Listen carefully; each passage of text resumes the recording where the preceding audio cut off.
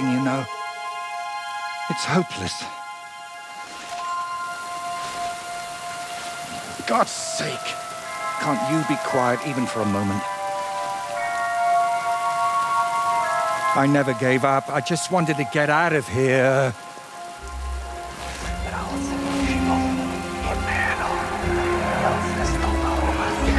Don't you play games with me. You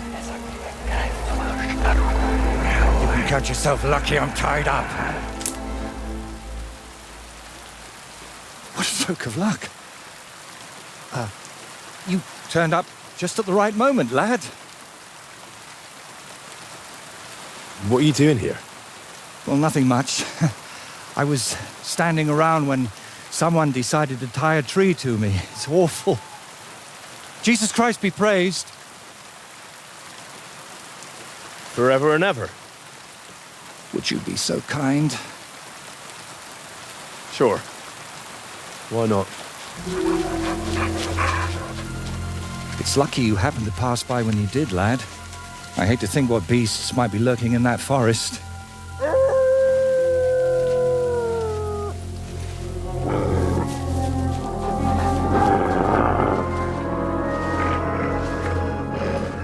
I'm, watching your back, friend. You can count on that.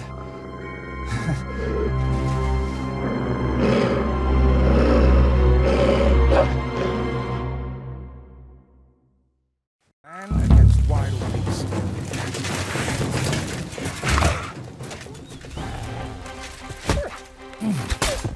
Give it to them, the beast.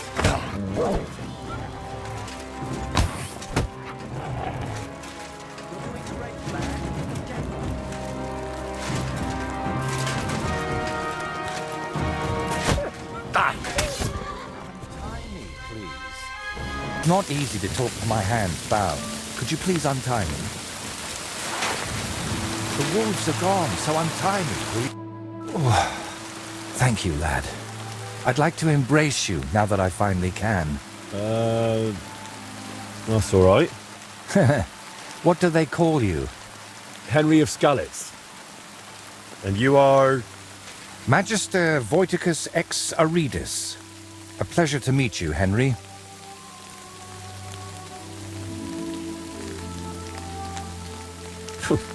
You've got a pretty strange name, I'll tell you that.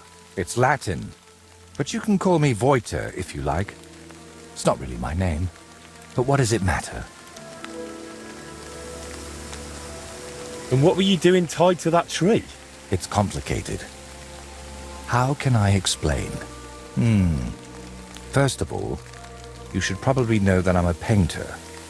And apart from a few unpleasant moments recently, I spend most of my time over there, at the castle. And you were looking for inspiration by the tree, or what? Of course not. I ended up there partly because of my own curiosity, and partly,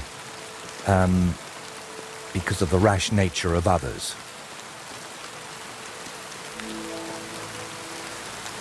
All right. So what exactly happened to you? And try to make it clear. They nearly shot me, then beat me up, and finally tied me to a tree. That's what happened. You know what? Tell me the whole story nicely from the beginning. Actually, this whole day got off to a bad start. I went for a walk to Slatigo. The scenery there is lovely, and I needed to clear my head a bit. But imagine, an arrow almost hit me. These two fellows had set up an archery range among the trees, but they somehow failed to notice they were next to the road. By way of apology, they invited me over, gave me a bit of wine to calm my nerves, and one of them offered to play dice. But he seemed to win suspiciously often, if you get what I mean. He was a cheat, eh? I noticed he was secretly turning the dice, and naturally, I got angry. But instead of apologizing, he started shouting at me, and his mate whacked me over the head with a stick. And then I woke up here.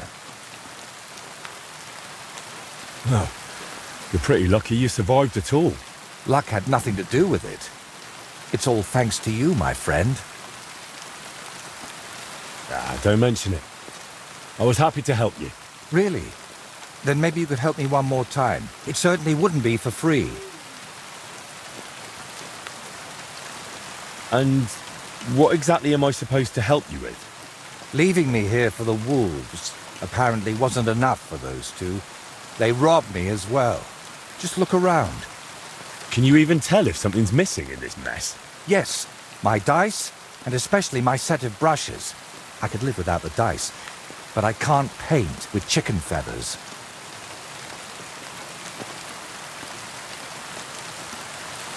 All right, I'll help you. But I won't do it for free. I wouldn't ask that of you, my friend. All right. I'll make damn sure those two give everything back. Thank you so much. But if I may ask, try to persuade them by words, not by the sword. Don't worry. I'm no bandit or a killer. Then I was damned lucky that it was you who turned up. There are plenty of killers around these parts.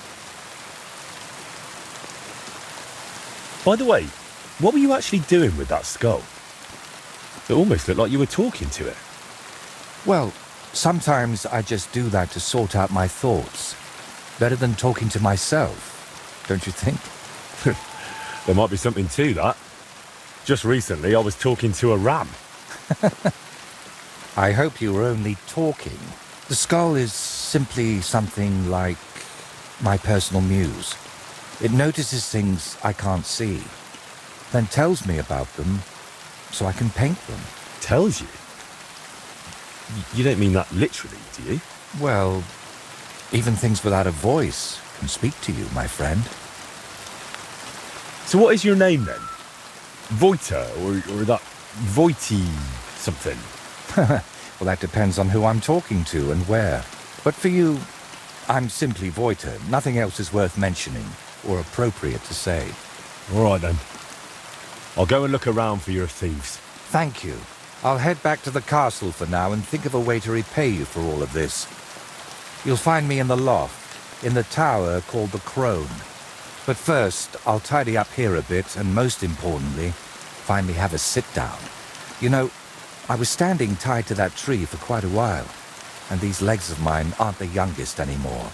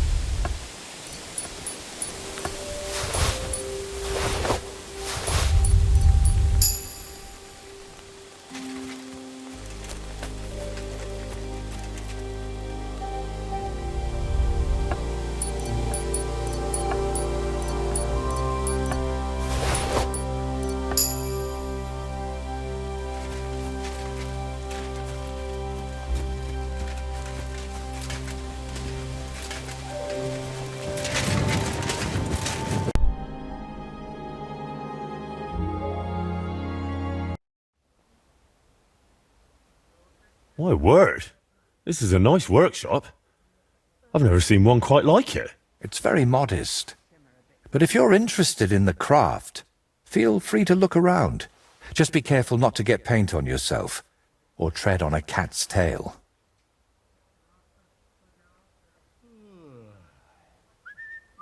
You have cats here? I'd say it's more like the cats here have me. They've been living in the loft since long before I got here. But I've got 3 of my own at home in Kuttenberg, Adela, Agnes, and Daniela. I've got the stuff they stole from you. You must have been sent by God himself. Thank you. Don't mention it. Tell me, how did things end with those two? Did you settle things peacefully? Yes. Both of them are alive and well. I'm glad to hear that. Thanks again for your help. And don't think I'm going to express my gratitude only in words. I promised you a reward, and you'll get it. Here, take these dice of mine. They've brought me nothing but trouble. And to be honest, I wanted them back just so I could give them to you. And not just them. You know what? I'll paint something on your shield. Judging by the look of you, that could be a very useful reward. What do you mean? You may have the face of a village lad, but you're a warrior. Even my painted skull can see that. And it's got no eyes. It feels like you know me a little too well. It's just your imagination. I only know what others have told me about you. Like who? Does it matter? Instead, tell me what you think of my idea for the shield. It's a good reward, right? That's a really nice reward. Thank you. If you want, we can get started right away. What do you say?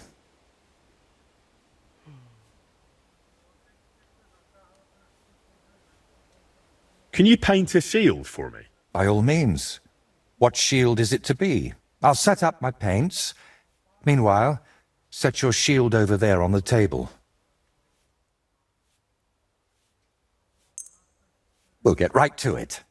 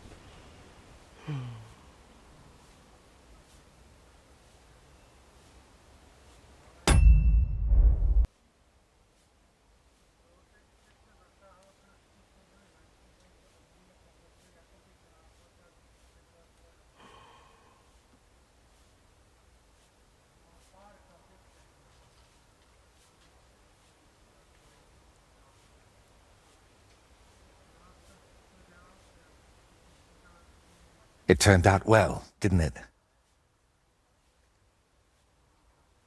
How much do they pay you here? Not enough, friend.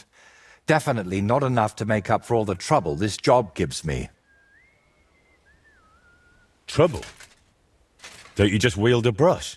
It might look that way, but before you can even think of touching the panel with a brush, you've got to know exactly where the stroke will go. In short, you need a subject, and it's out there somewhere. I don't know. Your little walks don't usually end well. Can't you just paint here? Nice and quiet. Of course, I could sit on my arse and paint only what the lords tell me to. But I work differently than other painters. I've got much higher ambitions. Why are you painting here in Trotsky, of all places? Because I can. An artist goes where the work is. They don't get to choose. One day you're decorating a cathedral, the next you're illustrating letters. I thought monks in monasteries did that kind of work. And you'd be right. Well, mostly. A monk will illustrate a book for you. But nobles and clerks are more interested in letters and contracts. Every year they have stacks of them written. And they all have to be nicely decorated. Do you still need help with something? Do you feel like you haven't done enough yet? I simply like being useful. That's all. Really? There aren't many people like that. Tell me, Henry, do you believe in signs? I would say so. I believe in them. So do I. And I think that the fact you found me and saved me was no coincidence. We were meant to meet. Why do you think so? Call it vanity if you want, but I've spent my whole life yearning to create something truly great and meaningful. Something that would remain after I'm gone, so that even 100 years from now, people would know that someone named Voiter lived here. I don't know. I don't know many painters by name. No? What about Master Theodoric of Prague? or Giotto of Florence. And surely you've heard of the works of the Parlour Workshop. Well, all of those are more like exceptions, aren't they? And that's exactly what I want to change. Believe me, one truly exceptional painting would be enough to make me one of the greats. And here in the Trotsky region, they say there's a place that could serve as my inspiration. Unfortunately, no one really remembers where it is, but you have already proven yourself to be quite skilled at finding lost things. Maybe that's why fate brought us together, to help me with my life's work. It really doesn't just sound like a coincidence. What kind of place are you looking for? Well, I hope you won't think I'm a heretic, but I'm curious what people believed in before they'd heard the word of the Lord. What did they think would happen after death? And where did they worship their idols? And they say that such a place can still be found in this region, a shrine where the pagan god Velez was worshipped in ancient times. Have you heard of him? Sounds familiar. I think I saw that name in a book once. Something to do with cattle, or something like that. Excellent, Henry. Velez is said to be the ruler of the underworld and protector of cattle. He looks like an ordinary man, but he's got horns on his head, so people sometimes mistake him for the devil. So, what do you say? Will you help me find his shrine? Why are you interested in things like this? You're not... you know... A pagan? A madman? Or perhaps the devil himself? Who knows? Very droll. How do you even know that such a place exists here? It told me. That is, I heard about it from the locals. Around Trotsky, there are still plenty of pagan sites. Maybe you've noticed them too, have you? Not that I'd think anyone still prays at them, but they're here. All right, I'll help you. What do you need me to do?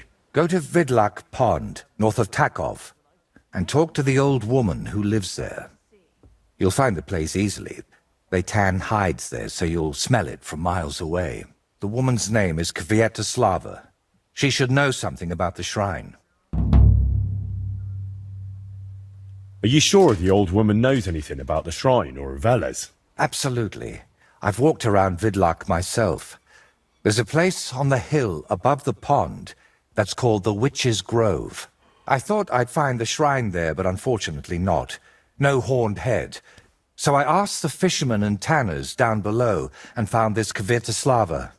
But getting anything out of her is no easy task. Didn't she want to talk to you? Well, she wanted to, sure.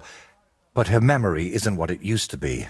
First, she mistook me for her husband. Then her grandmother. Then she tried to feed me garlic soup. And finally, sent me off into some swamp.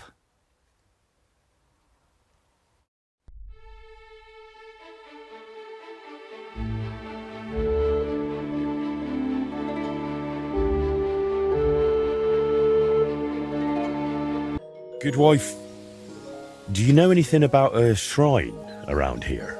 Come closer, lad. Now that I see you up close, aren't you?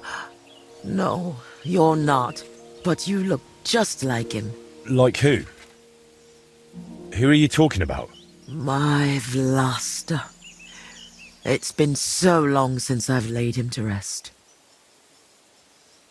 I've been a widow for so many years, but I still look out for him every afternoon, expecting he'll come home along the stream. He'd always pick me flowers, and when I greeted him, he'd grab me around the waist and spin me until my skirt flew. And all the dances we went to in our younger days. That must have been a long time ago. And he wrote me poems and whispered them to me before bedtime. Did you end up living here all alone? Don't you have anyone to help around the house? The children went out into the world and my husband went to heaven. That's life. Benish, who was sent here from Trusky, helps me sometimes. He doesn't say much, but he's a good worker. Sorry, but I'd really like to know if there's a shrine around here. It might have pictures or statues of bulls. Bulls? My grandmother used to tell me stories about one like that. But maybe it was just a fairy tale. And did she say where it was? Maybe. Oh, I don't know, lad. My memory's failing me. It would really help me if you could remember the shrine. What might refresh your memory? I don't know. Since Vlasta died, I've been completely useless. Honestly, I kind of hope I'll forget him soon, too. Maybe then I wouldn't miss him so much. Come now. You're supposed to remember the good things. You said he used to pick you flowers, right? Well, I could do that too. Maybe it'll help jog your memory. Well, if you really want to cheer up an old woman, Vlasta always picked me valerian. Made the whole hearthroom smell lovely dried out. Valerian or Vlasta? What did you say? Nothing. I'll pick some for you too. Fresh and fragrant. I'll be back in no time.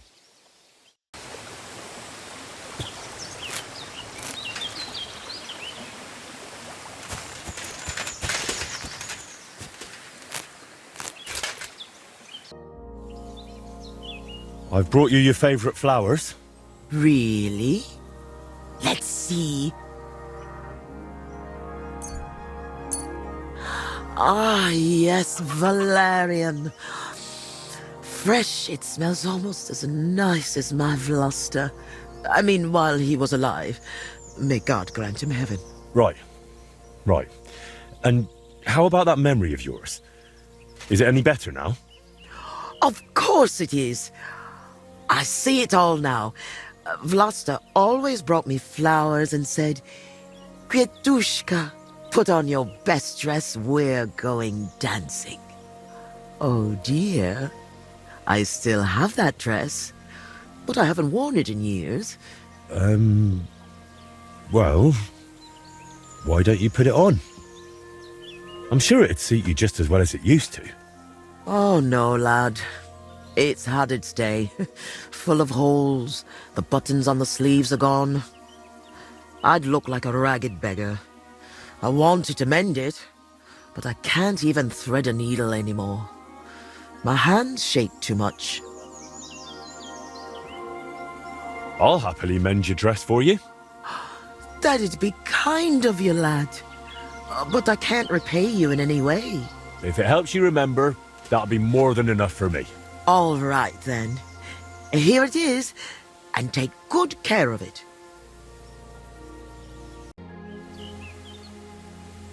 I mended your dress. Here it is. Lad, you've got golden hands. It's as good as new. And what about the shrine? Have you remembered yet? Such a lovely dress. Shame my Vlasta isn't here. Love to dance in it one last time. All right. I'll dance with you. Maybe it'll finally jog your memory. Lad, I can barely stand, and I can hardly bend my back. I'd end up crippled. Well, then I'll at least recite you some verses. You said Vlasta used to make up poems for you, didn't you? That'd be lovely. You know what? I'll put on that dress for it. God knows if anyone will ever give me this kind of attention again. I'm ready. You can start. So, there was a pretty girl who lived alone with her granny. Together through good and ill, though longings she had many. When the maid became a woman, she found herself a fellow. And he, like the hides he tanned, he stank, and his skin was yellow. My Vlasta? No, wait. That's not what I meant. And soon it came to pass they were joined in matrimony. And then she kept braying like an ass, and she found him mean and ugly. God, no! But you're right. I overstepped. Let's move on. I trust you'll not forget to live your life with love. Where Velus's shrine is hid, tell me so I can go.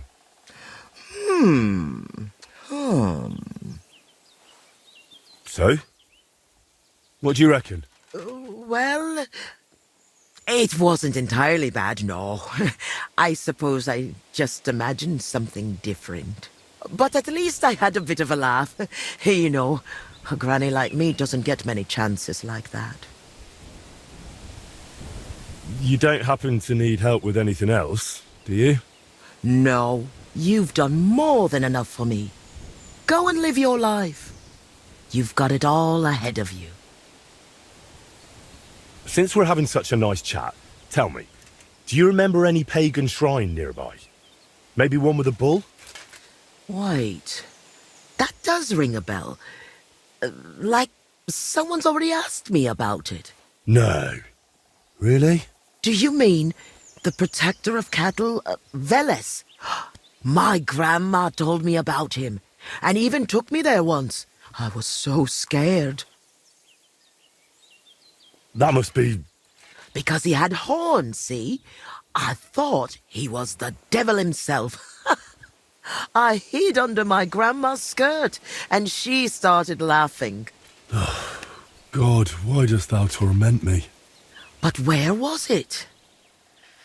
There are so many places like that around here. She used to take me to a rocky hilltop between Rock Tower Pond and Kerchak. It's a little to the south. There was something made of stone there. No. Wait. Wasn't it somewhere else? By Nebuchadnezzar Fortress. There's a little stream near the spring. There was some kind of pagan statue. But then there was also something strange by Lower Semine Pond, where the stream runs out of the marshes, somewhere alongside it. There are always lots of deer and roe there. Oh, God, thank you. And thanks to you too, good wife. Wait a moment. Oh, no. What now? I just remembered who else asked me about Velez. A peculiar little fellow in a red cap. You wouldn't happen to know him, would you? Me? No. I don't know anyone like that. I have to go now. Take care, Granny.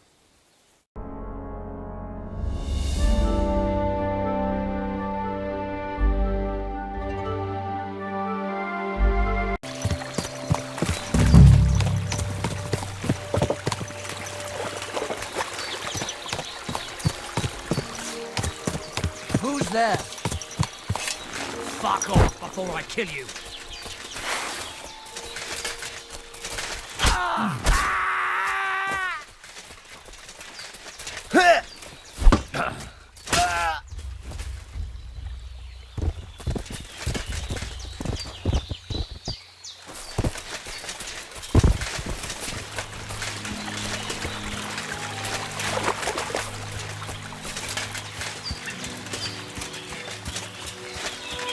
Surely this is it.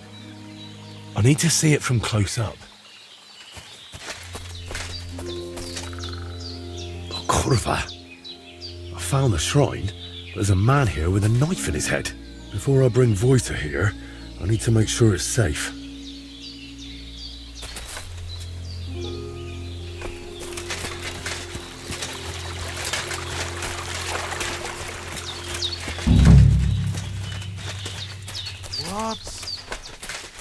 If you value your... That's enough! You're getting a thrashing!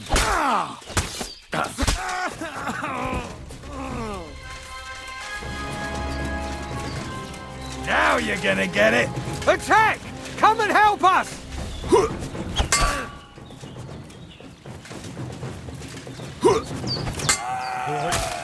That should be the last of them. Now no one should ambush Voita here.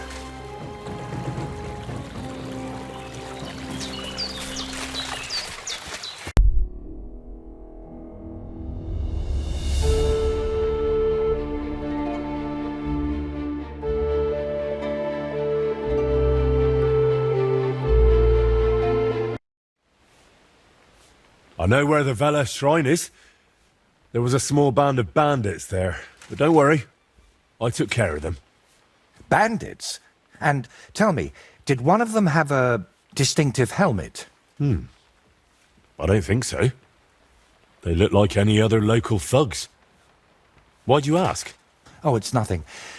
The important thing is, you found the shrine. I knew I could count on you. Will you take me there, please?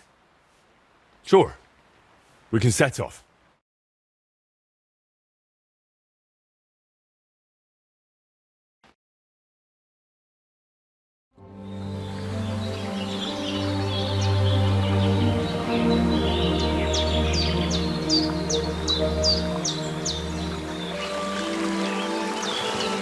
Damn.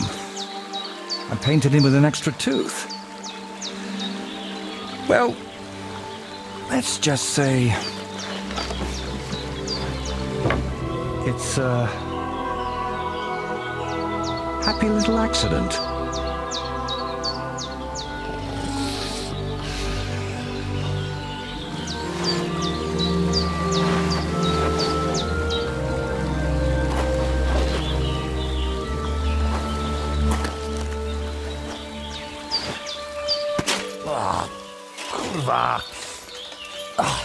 Divine justice served by an apple.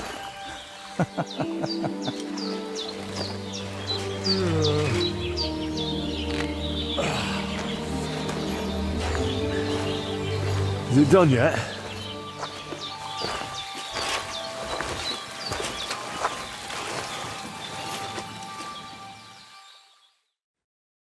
What do you think?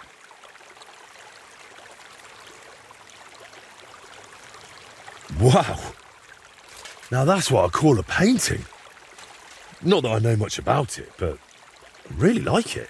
You managed to capture the shapes and also the colours. What do I know? I've seen a few pictures, sure, but the most I've done myself is paint a house wall brown. Well, that's just one step away from picking up a brush. While painting, you seemed so calm, but now you seem a bit off. Is something wrong? Nothing. Just this place speaks to me. What? You mean literally? Just like we're talking now. I hear this place too. It tells me of the history of this shrine, of Velez and his underworld. There's so much. Still not sure if it's a blessing or a curse. Well, it's certainly not both. So, did you find what you were looking for?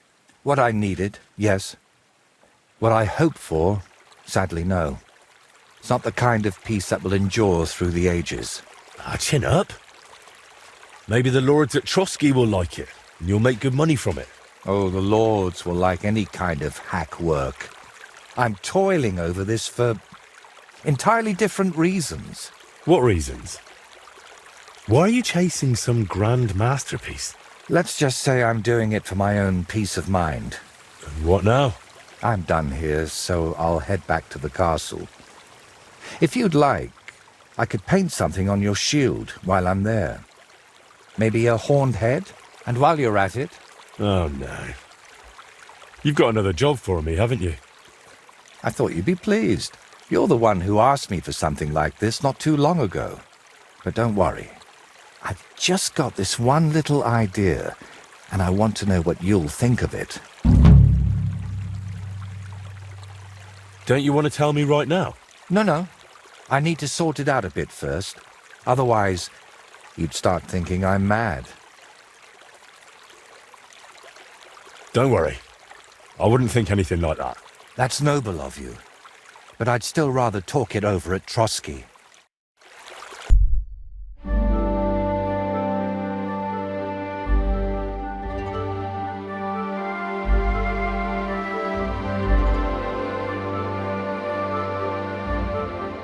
Have you decided what you need my help with? Aye, at least I think so. What's that stuff that you keep drinking? Oh, just something. For courage.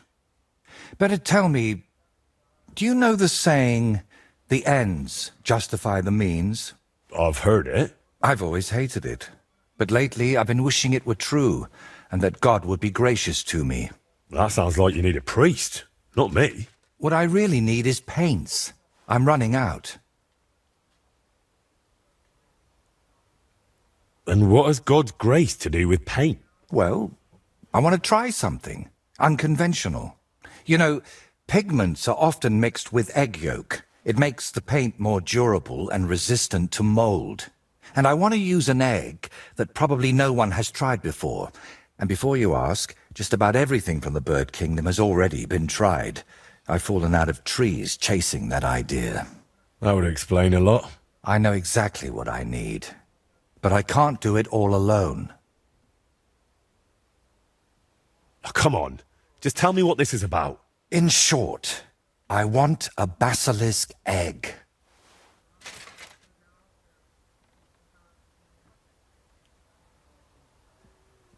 Look, don't take it the wrong way. I'd help you if I could. But I reckon the last basilisk around here died ages ago. I've certainly never seen one at any merchant stall. Well, that's because basilisks don't lay eggs. They hatch from eggs laid by a black cockerel and brooded by a toad. Where can I get a cockerel egg, of all things? And how do I even tell it apart from a hen's egg? It's easier than you think. People at the castle talk about all sorts of interesting things. They say a rather unusual black cockerel runs around the yard of some Slavic in Samin. I'd start by asking him. Who, the cockerel? Very droll. Can you tell me where to find a toad? They live in wetlands and by stagnant water, and they croak quite loudly. It sounds something like this. Apparently there are lots of them near the ponds around Zhelyov. All right, I'll find a place where the toads are croaking. But what then? How do I make them sit on the egg? You don't. You just place it in their nest and wait to see if one sits on it. But I could be waiting until doomsday. Oh, don't exaggerate. Leave it there for a day and a night, and I bet it'll turn into a basilisk egg. And how'd you tell that? By the colour? Or the smell, maybe? Well, who knows? Try it and see for yourself. So let's sum it up. I find a cockerel egg, leave it in the toad nest for a day and a night, and then bring it back to you. Exactly. Best of luck, my friend.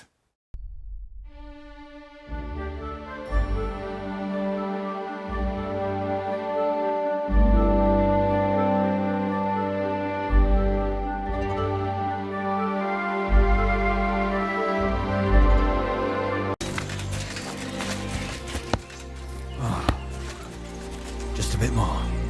God bless you, sir. I heard you've got a rather unusual cockerel. Pitch black. And what's so unusual about that? A black cockerel isn't anything out of the ordinary. True. But I've also heard your cockerel lays eggs. Oh? Where do you hear such nonsense? You know how it is. Rumours spread and everyone twists and embellishes them. I'm just curious if there's any truth to it.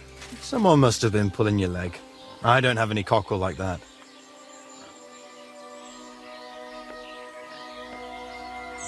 Don't worry. I'm not a bailiff or an inquisitor. I'm a student from the University of Prague. Oh. Well, I'm sorry, then? I don't mean you any trouble. I just want to have a good look at the cockerel. I've seen a boar give birth to piglets and a bull that gave milk. People always talked about blessings or even miracles. Wouldn't it be a shame to keep something like that from the world? All right, I'll tell you, but I'd really appreciate it if you didn't spread it around too much. I did have a black cockerel. A young one, since my Boniface died recently. But that black one was so small and stunted, just peculiar. So, I decided to put it down and took it to the woods. A runt like that wasn't even fit for soup. Did the black cockerel really lay eggs? Oh, aye. One evening, it started drooping its head in a strange way, and I was worried it was going to die. Then the next morning, I go to the coop, and the little devil is alive and well, sitting on eggs. And the next day, it's at it again. Either it was stealing them from the hens, or it was laying them itself. And did you keep any of its eggs? No, I took them away along with the carcass. Who knows, there might have been something devilish about them. Where exactly did you take the cockerel? Just over there, to the edge of the woods. There's a little dung heap. You might still find it there. All right, I'll go and have a look.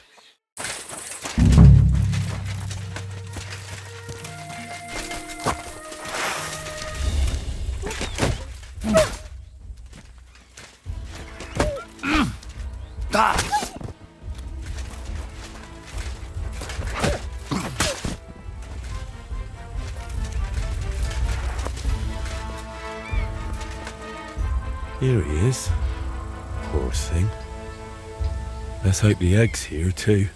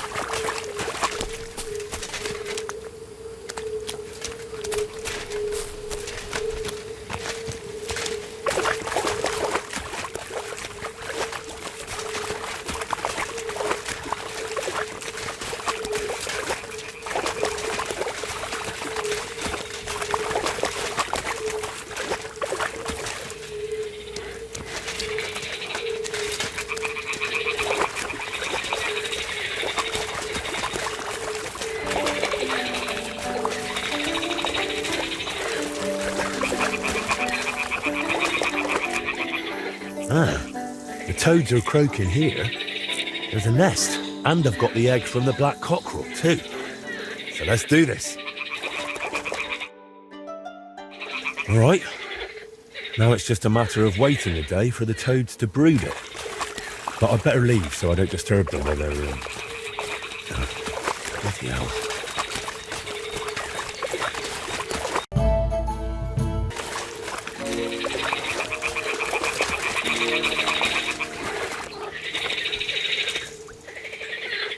Well, I'll be damned.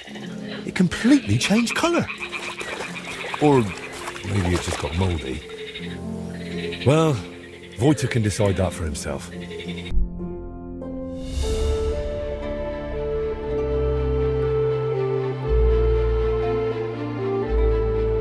I've got the basilisk egg, laid by a black cockerel, brooded by a toad. Just for you. Really? Surely you... Quickly, give it here.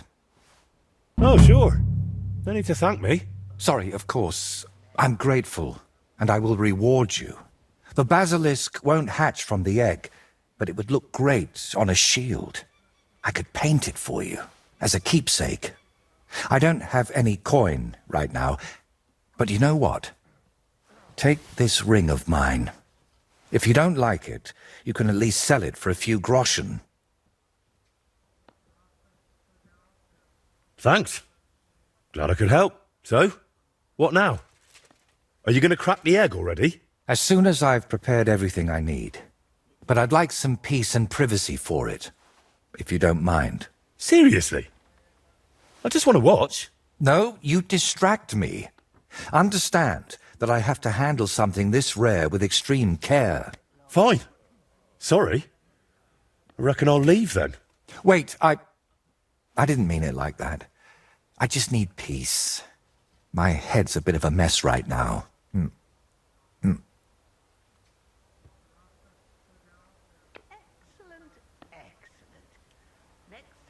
What are you hoping to achieve with this basilisk paint? What makes it so special? A basilisk can kill with a glance, right? At least that's what they say. It depends. Some people claim it's the basilisk's breath that's deadly. Unfortunately, there's precious little real evidence. Then is it smart to mix something like that into paint? What if you poison yourself? I appreciate your concern, but you don't need to worry. The paint has several ingredients, and the yolk is just one of them. Even if it's poisonous, I'll manage somehow. To be honest, I don't expect the paint I mix to be miraculous. What matters more is the quality of the pigments and the correct proportions. Then why did I go to so much trouble? It's all about the story. When I tell people how difficult it was to acquire the paint, they'll happily pay me to decorate their hall with something so miraculous. Or they'll have you whipped for making it all up. That could happen too. That's why you've got to be careful about what you reveal. And more importantly, to whom. What's making such a mess in your head? It's hard to explain, sorry. But sometimes I almost wish my cursed skull were as empty as that painted one on the shelf. So what are you going to do once you've made the basilisk paint? I'd like to leave here soon for another job, but I still have something very important to finish. Is there any way I can help you with that? At the moment, I can't think of anything. I just need to meet with someone. But right now, I need to mix this basilisk paint. So if you don't mind, I'd like to be alone for a while. Come back tomorrow. By this time, I should have everything done. Henry! I'm glad you turned up. I could use some advice. What do you think of this sword? I paid Osina my last few groschen for it, and even had to paint a lewd picture above his bed. But I feel like he cheated me. Well, honestly, I can't tell much at a glance. But why do you even need a sword? Are your customers refusing to pay? No, I'm preparing for my final unfinished work here in the Trotsky region. A duel to the death. And who do you want to fight? His name is Burkhard, a thief, a bandit, and above all, a murderer. There's been a bounty on his head for quite some time. And you've suddenly decided to become a protector of the region? It's not the region I want to protect. It's my own sanity. I feel like someone keeps whispering in my ear, Burkhard must die. He must die. Over and over again. I can't even work anymore. Why's that? It's because I know Burkhard. He's the old acquaintance I need to meet.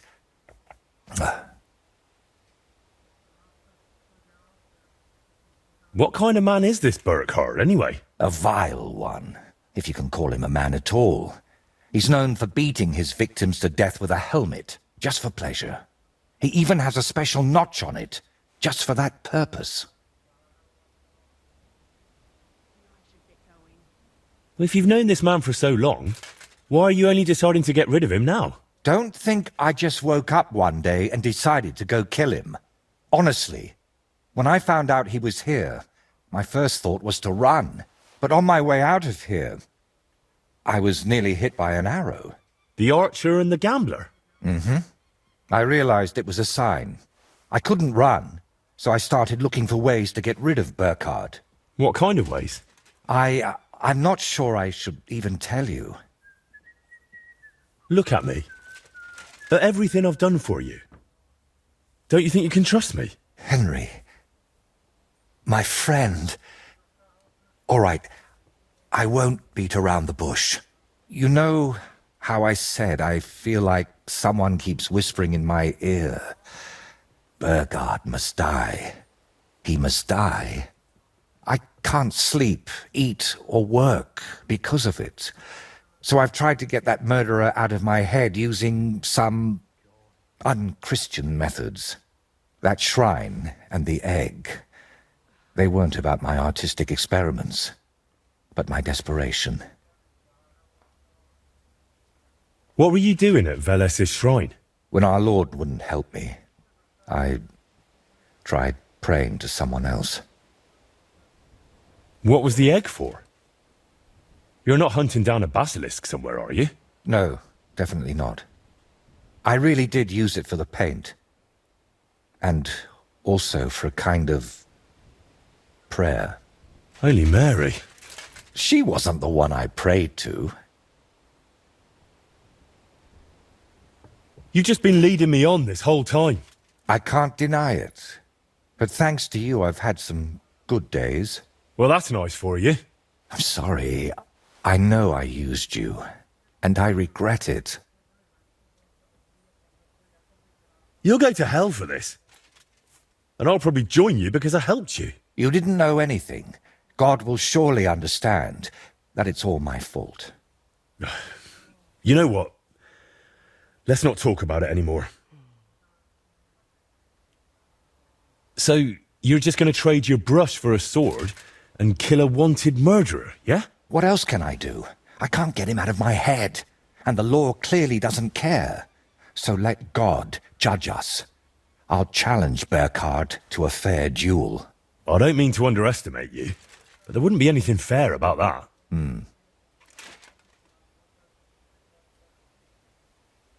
You've been lying to me all this time, dodging my questions, blaspheming, and you dragged me into it. But I don't want you ending up in hell. We have to figure out another way to deal with Burkhard.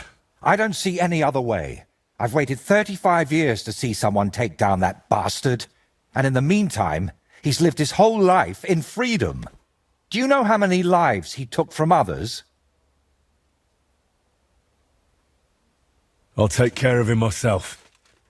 After all, it wouldn't be the first time I've nudged justice along. I can't ask that of you. I've already involved you more than is healthy for your immortal soul. Don't worry. If I end up in hell, it certainly won't be because of your Burkhard. Henry, do you mean it? If I challenge him to a duel, it'll still be fair, won't it? I suppose so. How will I know it's Burkhard? I'd say his sins will be written all over his face, but I'm not naive. He'll definitely have his helmet with a notch on the brim. Who put the bounty on him? If I remember correctly, it was the bailiff of Troskowitz, and that means something. I've heard Thrush isn't one to part with his money easily, but without proper proof, he won't give you the bounty. A fella like that won't be alone, will he? Does he have a gang? I bet my boots he does. At least half a dozen men. But since we're on the subject, I'd like to ask you for something. Burkhard likes to recruit young lads with no sense of purpose in life. He promises them money, wenches, and respect. And they repay him with blind loyalty. Sometimes even with their lives. Feel free to rough them up a bit or kick their asses, but don't kill them. I know very well they're not evil, just lost souls. And I feel sorry for people like that. How do you know so much about them? Let's just say I've met a few of them before. All right, I'll try not to hurt them, unless it's absolutely necessary. If you were preparing to face him, you must know where to find him, right? Not exactly, unfortunately. They say he's hiding somewhere in Apollonia, and that was enough for me. I plan to find him by ear. A gang like that can be heard miles away. So, now I know everything. And don't worry, it'll all turn out fine. Are you sure I shouldn't handle this myself? Or at least go with you? It'll be simpler this way. Trust me. All right then. And thank you, friend. He's skulking around here somewhere.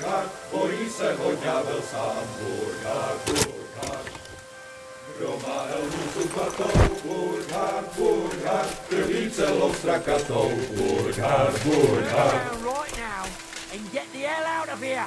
Intruder! Calm down. I'm just going to talk to Burkhardt. I'll find him, talk to him, and then I'm gone.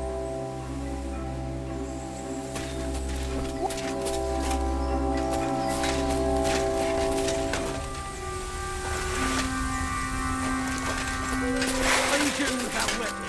Leroy! Mike. That's enough. Ah! There's a threat.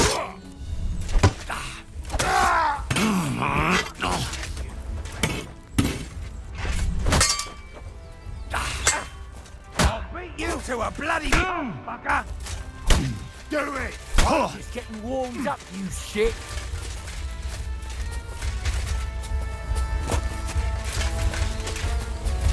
You wanna try me? You.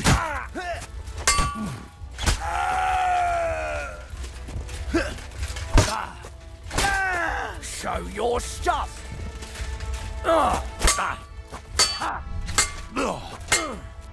We're going to gut you, you poor son. Show what you're made of.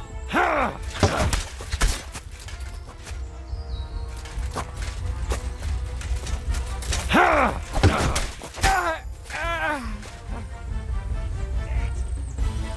probably get killed too. Christ, this must be the helmet the painter was talking about.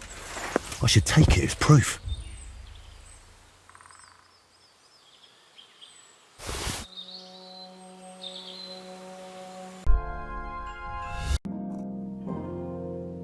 I'd say you can sleep peacefully again. Burkhardt is dead. I killed him. Finally. After all these years. But But what? I don't know. I suppose I thought I'd feel a lot more relieved. All those years of suffering.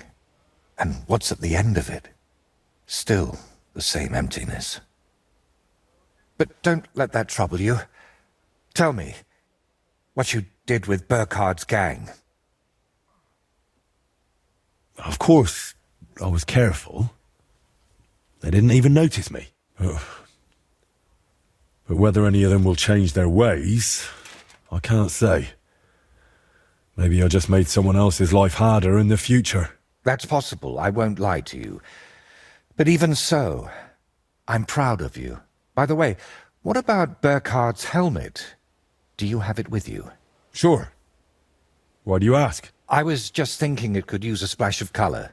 And not just it. I could paint that cursed helmet on your shield. What do you say? Do whatever you think best. I'm just glad you didn't get yourself killed. Just make sure you don't regret it later. But I truly appreciate everything you've done for me. I hope you know that. And before you go, I'll paint that helmet nicely for you. You'll be amazed.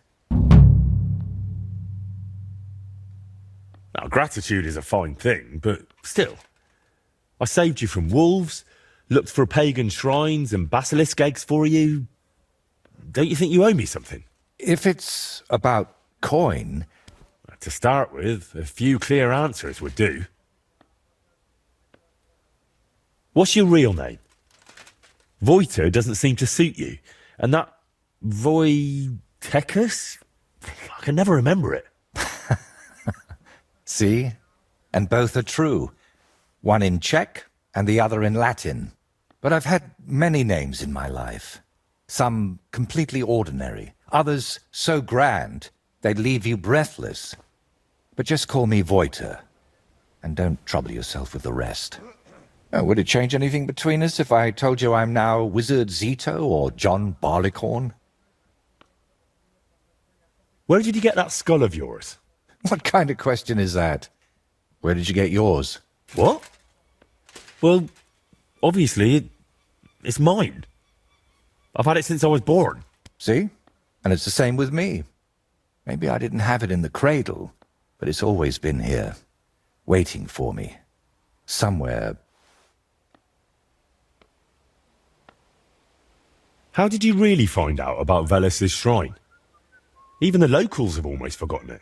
You'd be surprised at all the things I know, and all the things you could know, if you stopped now and then to think.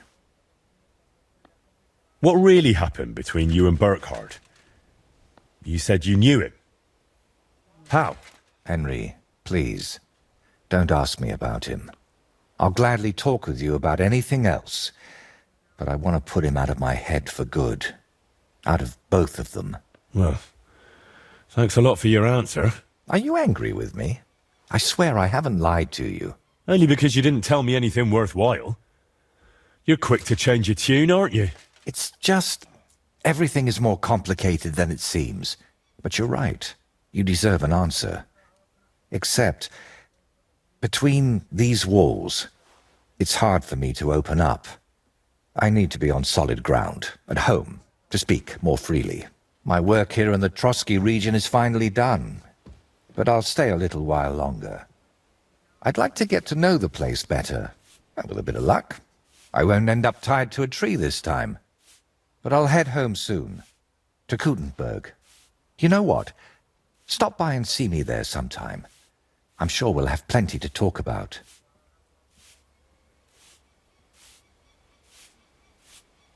All right then.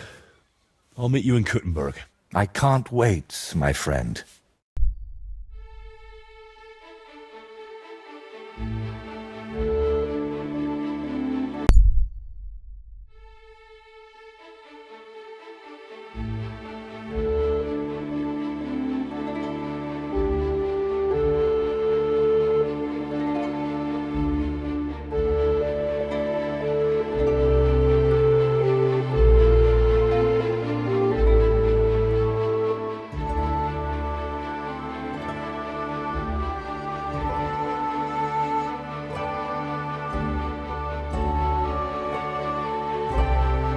Henry!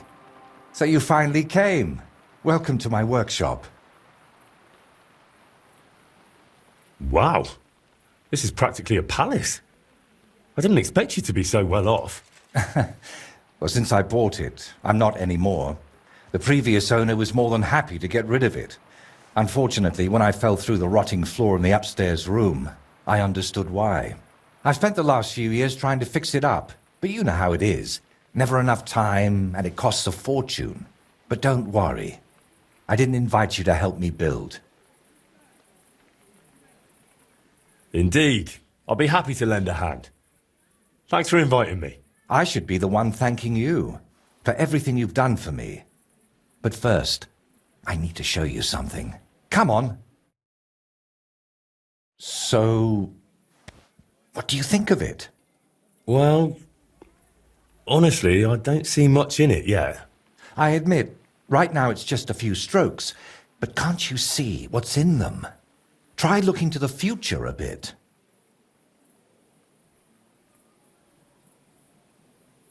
Well, judging by how excited you look, I'd say this will be your great masterpiece, right?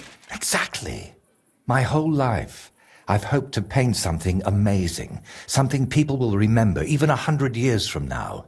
And I believe this is it. Well, that makes me happy.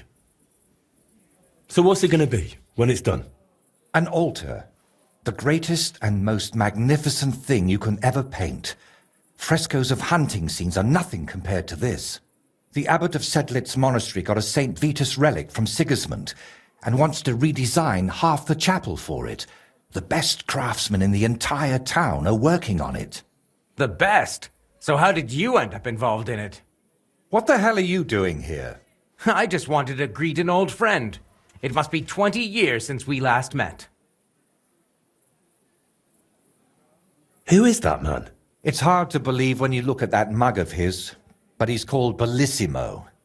We studied together once. Funny, isn't it? We started the same, but turned out completely different. While I was painting for the lords in Italy, you surely didn't even set foot outside Gutenberg. Is that why you came? To strut around? Not at all. I came to console you. That big commission of yours for Sedlets. Well, it seems the abbot finally came to his senses and picked someone better. What? That's impossible. The abbot and I have an agreement. You had an agreement. Don't tell me you've learnt nothing since the last time. How dare you? Go on then. Spit it out. You fucker! That's what Voita wanted to say. But unlike you, he has enough decency to bite his tongue. So he hired you for his dirty work? Maybe he's finally learned something over the years. Now, I really must be off, but do stop by the baths at the horse market sometime. We can reminisce about the good old days. And if you ask nicely, I might even let you watch me paint. What was that? That was the end, my friend. And why did he treat you like a leper? Let's just say we haven't been on the best of terms for quite some time. But that's not important now. You're always saying that. This isn't important. Leave it be. Now's not the time. I can't tell you that. Damn it, Voita, I'm trying to help you. But how am I supposed to do that if you won't tell me anything? Oh, all right. Years ago, Bellissimo and I studied together, and we were actually friends, in a way. He was the one who suggested I start going by some Latin name. He said it would make a better impression outside Bohemia. His real name is Bella, but he started calling himself Bellissimo. It never really caught on here, though. People called him Bullshitimo. And it suited him. He turned out to be a proper backstabber. We haven't spoken for years. Did I hear that right? He stole your commission for your big project. I'm afraid so. What do you plan to do now? As far as I can tell, I have two options. Either tuck my tail between my legs and forget about the job, or find a way to get rid of Bellissimo. How the hell did that bastard pull it off? I had an agreement with the abbot. Giving up is not an option. So, we need to get rid of him. We? Of course.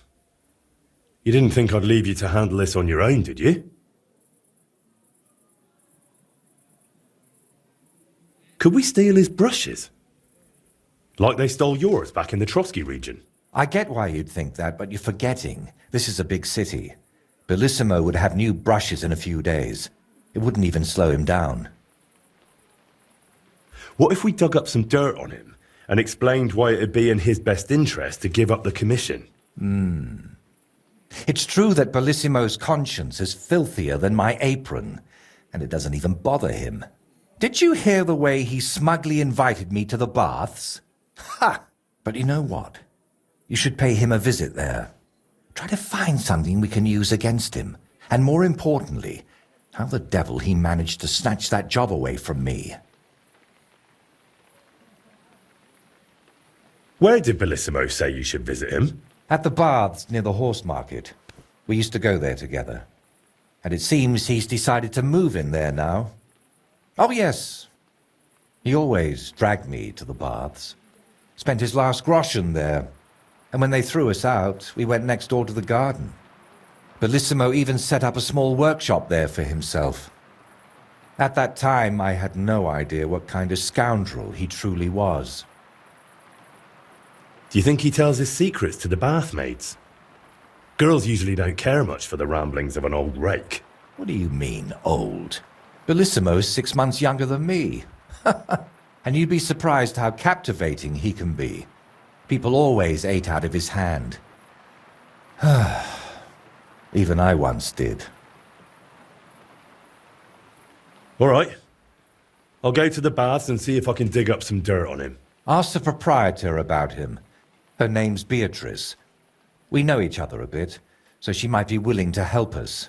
Meanwhile, I'll head to Sedlet's to find out what's got into the abbot. What would you like? I hear your services here are so renowned that even one famous painter comes to visit you. One? Well, we've entertained whole crowds of painters here. Sadly, most of them have a bit of trouble keeping their brushes firm. Interesting. The one I'm looking for is called Bellissimo. Oh, him. Oh dear, what's he done now?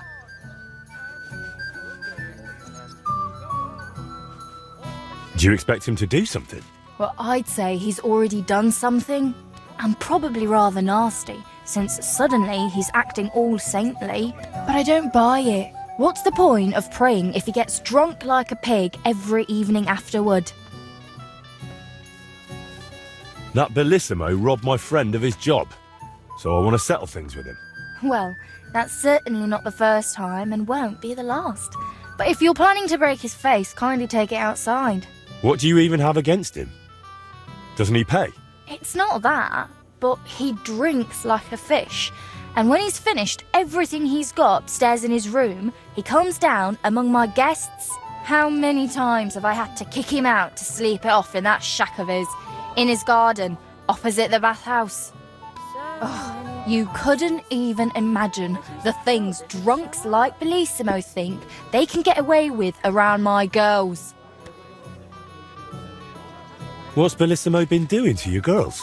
Nothing now, as long as I can help it. I keep a close watch on him to make sure he doesn't try anything. He swears he's repentant and that, but it doesn't look like it at all. How come?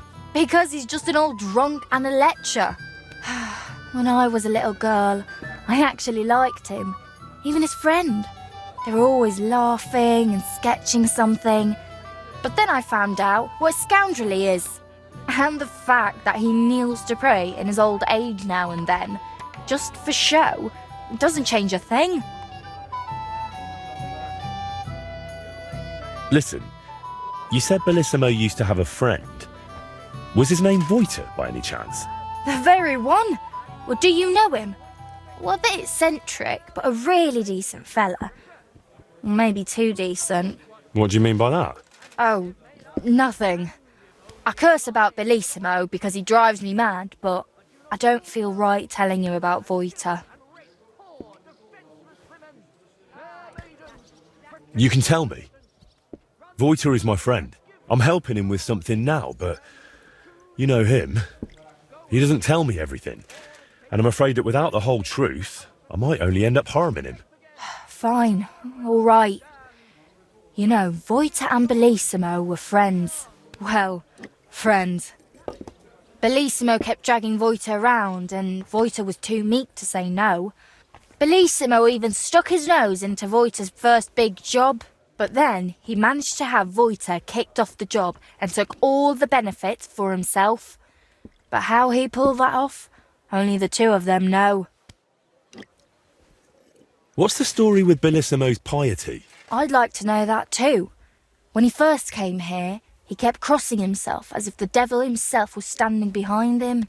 But then he went to Sedlets, and ever since, he's back to being the same old swine as before. There's definitely some dodgy business behind it, mark my words.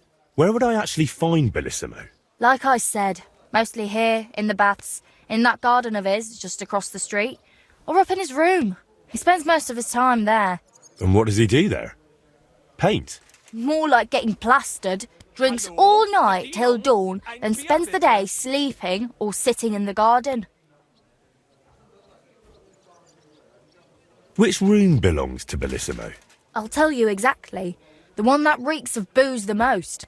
You can smell it from the attic all the way down here. The girls always have to air it out before they take someone in. Who knows what that slob is doing up there? Drinking certainly isn't the end of it. Couldn't I have a quick look around? Maybe I'll find something that'll let you kick him out for good. You've no idea how much I'd like that. But unfortunately, if anyone found out I was letting strangers into the rooms, I might as well shut the place down. If you want to hang around here, pay for a wench. Can I find Bellissimo somewhere else? You'll have to ask him yourself. I don't keep track of his every move. Thank you for everything. You've been a great help. You're welcome. And please, watch out for Voiter.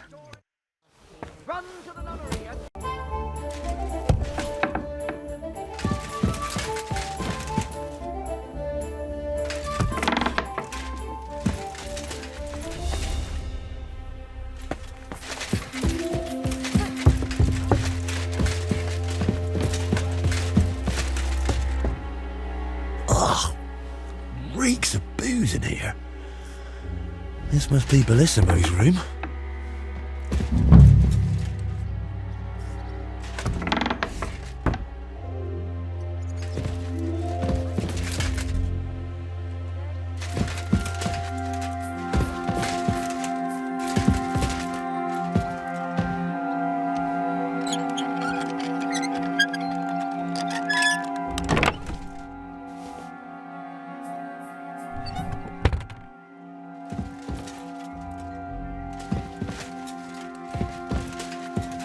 So, Bellissimo is working for the monastery for free because he is afraid of going to hell.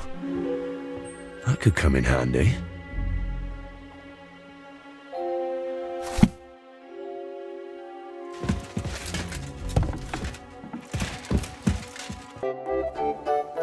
I've figured out what's going on with your Bellissimo. I'm really trying. Honestly. What? What did you say? Me? Oh, nothing. So, tell me, how did Bellissimo manage to take my commission? It's really simple. He'll do it for free. In exchange for painting the altar, the monks in the monastery will pray for him so that God forgives all his past and future sins. That bastard. Even if they prayed for him until Judgment Day, he'd still end up in hell. That's exactly what Bellissimo's afraid of. Or at least, that's how it came across from the agreement he made with the abbot. So he's afraid of hell, our Bellissimo. Well, that's something we could use. But we need to get him out of the bath somehow. Well, that shouldn't be too much of a problem. Beatrice told me Bellissimo drinks in his room, but when he runs out of booze, he goes downstairs and causes such a ruckus that they have to throw him out. After that, he sleeps in his workshop, in that garden across from the baths. Oh. Well, that's perfect. An isolated place, away from people. If we set it up properly, he might just fall for it. Fall for what? That the Horned One himself has come for him. Now this is getting interesting. What's your plan? It's simple. First, we need to get Bellissimo drunk enough to be thrown out of the baths, but instead of a cozy bed in the garden, he'll find the Prince of Hell waiting for him. You'll disguise yourself. I'll disguise myself. Bellissimo would recognize me, for heaven's sake. And in the disguise, you'll tell Bellissimo he's damned to hell. And if he wants to save his soul, he'll leave Kuttenberg and beg the Pope for forgiveness. Actually, both of them. And then farewell, Bellissimo. Settle its altar, here I come. I tell you, it's insane. But, who knows? If we get Bellissimo good and shit-faced, he might fall for it. So, how are we going to turn me into a devil? First, we'll get you some tattered clothes, chains, something like a tail, and horns. And you'll need a proper snout. Once I paint it all a bit... You know what? Bring me a bassinet with a visor, 3 torches, and 5 eggs. 5 eggs? They're the most important part of all this. If I have to give them to the toads to hatch again. Don't worry. We're done with that. And how do you plan to get Bellissimo drunk? The madam said he drinks in his room and only comes downstairs when he has to. I'm not saying I've got everything figured out yet, but I'll definitely come up with something before you get back. So, I heard this isn't the first time Bellissimo has taken your job. How did it happen before? I don't really know. We were painting the Guildhouse crest here in town. Everything was going fine, but one morning, when I arrived, they threw me out. They said Bellissimo would finish it himself, and if I dared complain, they'd make sure I never painted another stroke in this town. How that bastard pulled it off, I never found out.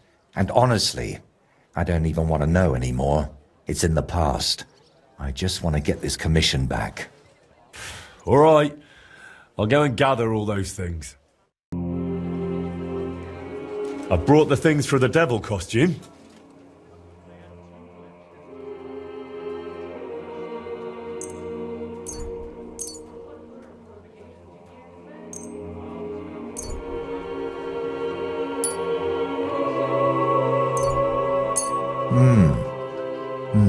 Yes, this will do. Come on, let's get to it.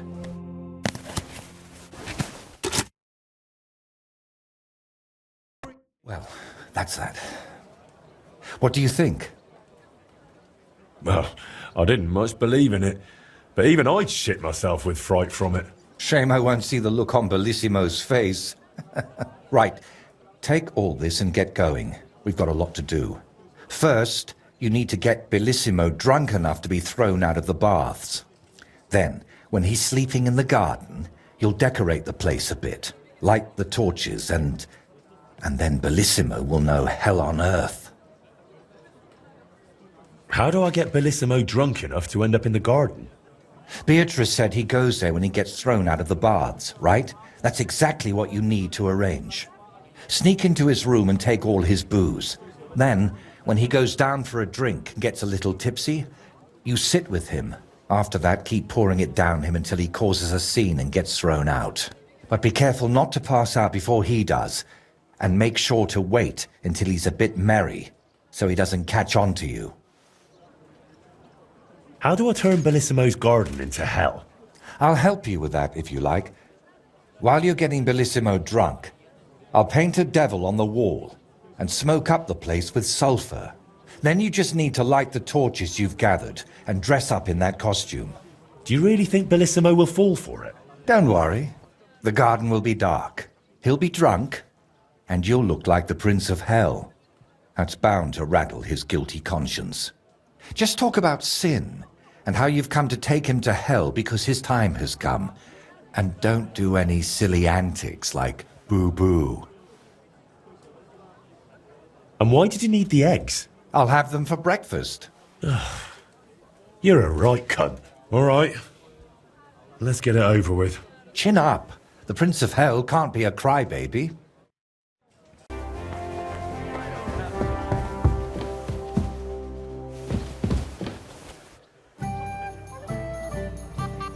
Who's that?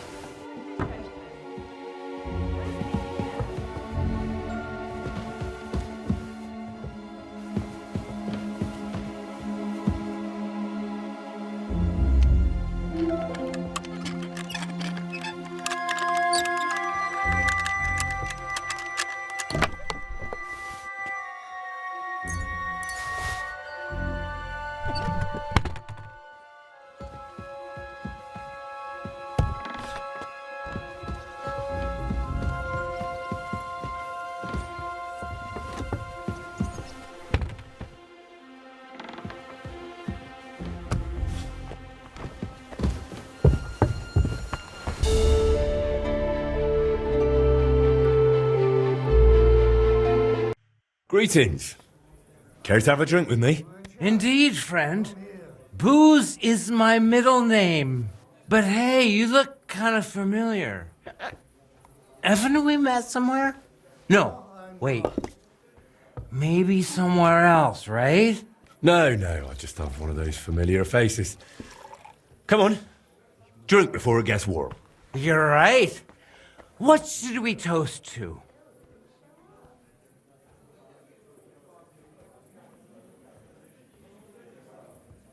To God's grace. And to always being able to buy it so cheap.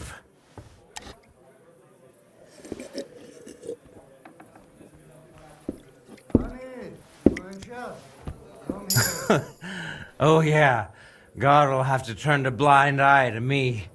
A good Christian lives differently. Women, booze, gambling and brawls, eh? Oh, that was before. But when beer started slipping into liquor, gambling into debts, and women into one oddly tempting hole in a fence, I realized I needed to change my ways. But never mind that. What should we toast to now? Come here. Willst du etwas trinken?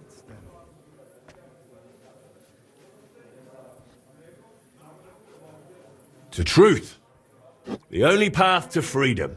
Well, to be honest, I don't really tell the truth much. I mean, Christ, this beer is strong. And that's the truth. What was I saying? Oh, right. Out with the truth. Out of my life.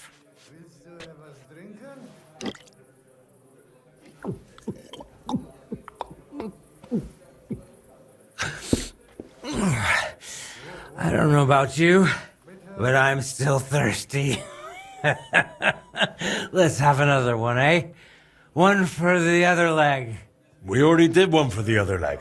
Ah, bollocks. See? We haven't done that toast yet.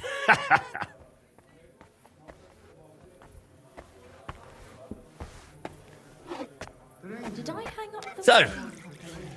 So, good health. Aye, good health. No, I'm hard.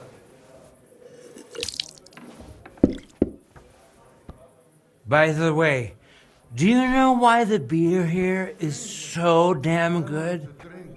It's got a certain secret ingredient. Oh? What? What's that? Beatrice always buys a big barrel, pours out half, and then...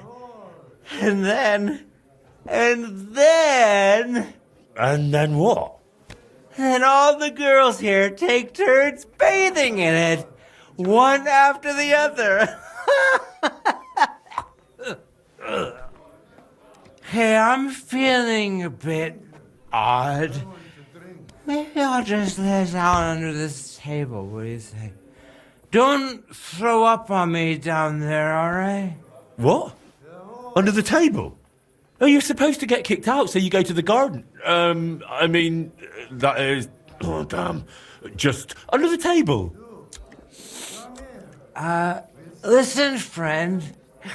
Do you also suddenly have really wet hose? Damn it.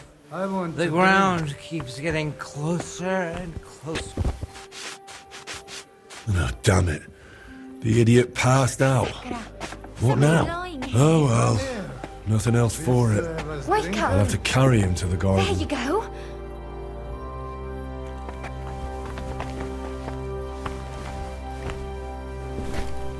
drink. I want to drink.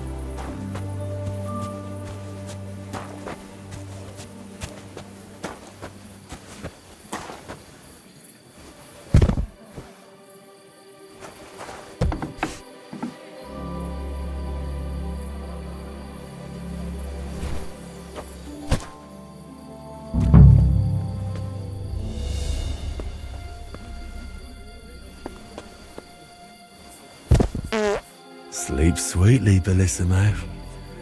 Your awakening won't be so pleasant.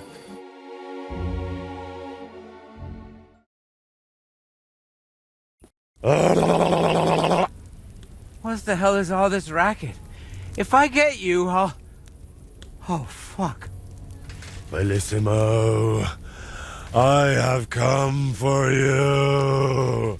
For me? But that's... Who are you and... What do you want? I have many titles and names. I am the ruler of the corrupted and the damned. And you are coming with me. Straight to hell. But wait, there must be some mistake. There are no corrupted souls here. I'm a good man, and more importantly, a good Christian. Maybe you've just lost your way, huh? Try the hole. What? That's a tavern. You'll find more sinners there than you can shake a stick at. I'm an honest old man, I swear. That is, an honest man in his prime.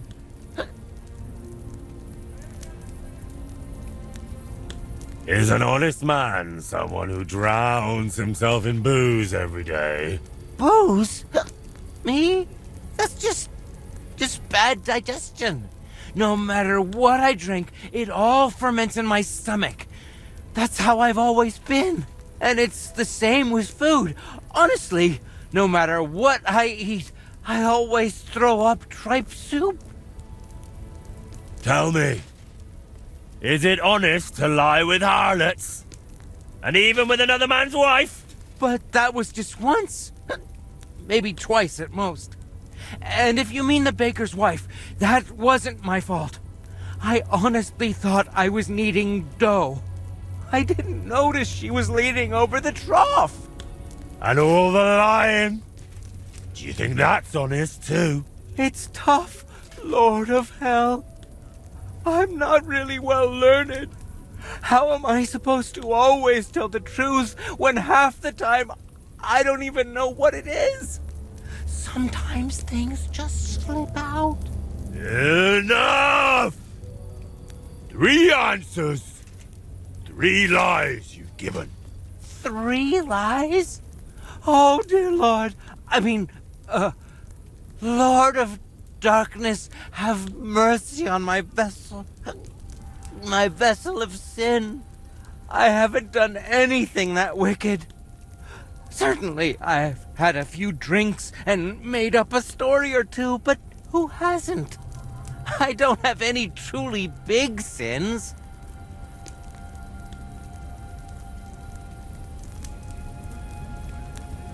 Nothing big, you say? And what about betraying a friend? For the likes of you, we have a special place in hell. We'll flay you alive and boil you in your own blood. Ah, how do you know about that? It was so long ago, and yes, it was a big sin, I admit that. But I've repented now. That's got to count for something, doesn't it? You call that repentance? Having a mass said in exchange for a painting? That's just greed and avarice. Please, Lord of Hell, give me one more chance. Just one. Tell me what to do, and I'll promise I'll make it amends. Very well. If you leave immediately on foot for Rome, never looking back, praying 3 Hail Marys in every town along the way, and finally asking the Holy Father for forgiveness, I'll spare you. I swear, I promise by all that's holy, I'll pack up first thing in the morning. Did you not hear me? I said immediately. Right now? But it's so dark. As dark as your soul, bullshitimo. Shall I tear it to shreds? No, please. That won't be necessary. If now, then now. Thank you, Lord of Hell. I promise I'll do everything just as you said.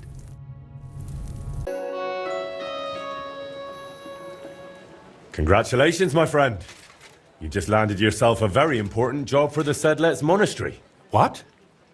So Bellissimo... Well, for some unknown reason, he decided to walk all the way to Rome to beg the Holy Father for forgiveness.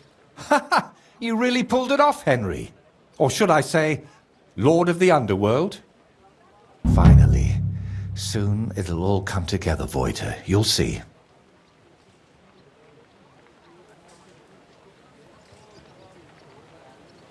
I'd really like to know about your past. After Burkhard, the Basilisks, and Bellissimo, I'm a bit worried what else could be in store for me. I'm sorry you feel that way. And you're right. You've done so much for me. You deserve some real answers. Go on then. It's just that you have to understand there are things I haven't spoken to anyone about in quite some time, and some I've never spoken about. But I have an idea. Let me guess. You want me to go to the woods, ride around on a dead wolf, then bring you his eyes because you'll make some sort of spectacular pigment from them. And in return, you'll give me some more vague wisdom, eh? Well, now that you mention those eyes... Ugh, I knew it. Don't worry, I'm just joking. Listen. To the northeast of Malishov, among the trees, is a small abandoned dugout. It's not hard to find. It's close to the road. Go there and take a good look around. When you're finished, come back and we can talk about what you saw. So, you're sending me on another errand? No. I just want you to see some things before we talk about them. It will be easier for me that way. So, I'm not going to find anyone who robbed you, who you want me to interrogate, or that's been living in your head for years? Not this time, my friend, really. I used to spend a lot of time there, and I feel that once you see it, it'll all be easier to explain. All right, I'll go there. But if there's another odd surprise waiting for me there, I'll show you.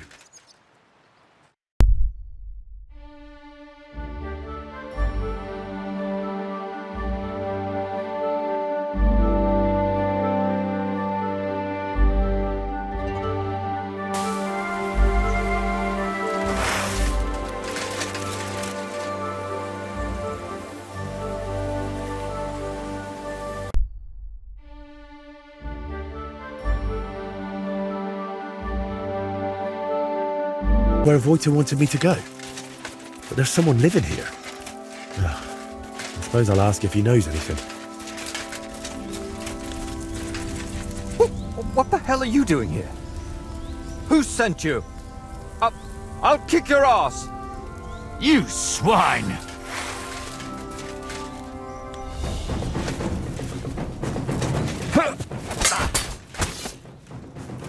I surrender! I surrender! You calm down. Please, don't kill me!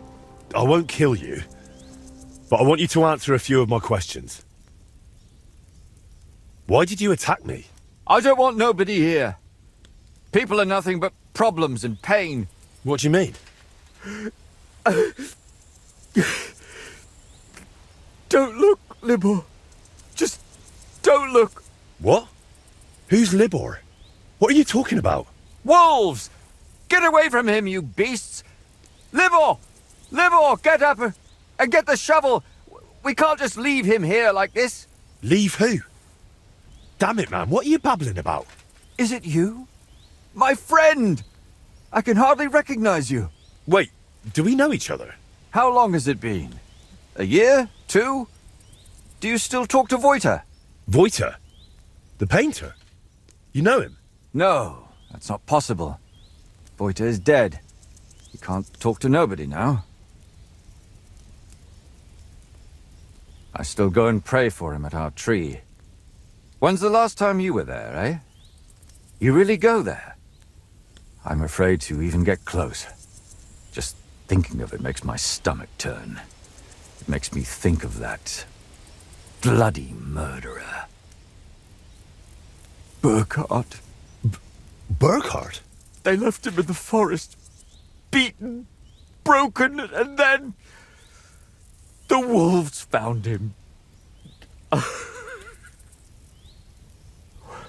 Where am I? Who are you? Wait, are you talking to me? Who else would I be talking to? Well, before you were...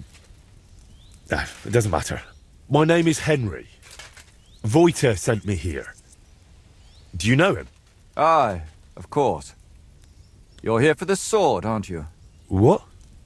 What sword? This one, of course. It's broken, I know, but maybe it could be fixed. Here, take it. And tell him I reckon I'll never be a real knight. Wait, why don't you want the sword? All it does is make me all confused. Besides, it suits you a lot better. Please, take it. If you really don't want the sword, why don't you just get rid of it? I wanted to, but I can't. But if you took it, if I knew someone deserving had it... What do you mean, you can't? Sacre, Libor, that's enough. Leave the man alone. What? What do you mean? Are you not going to tell me anything else? No. Great. Very well. I'll take it. Maybe it really could be reforged with a bit of elbow grease. I suppose I'll take a look around then. This doesn't seem particularly healthy. The dugout itself looks rather ordinary. Maybe there'll be something interesting inside. Alright, this is a bit odd. I reckon it wasn't here 20 years ago.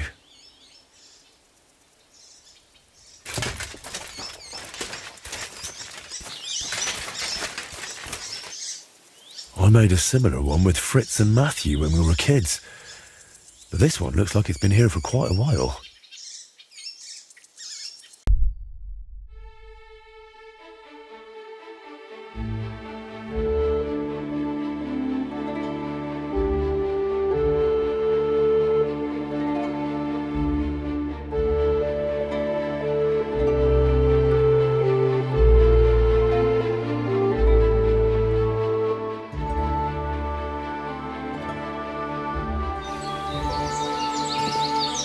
Stop! Now you're gonna die! Ha!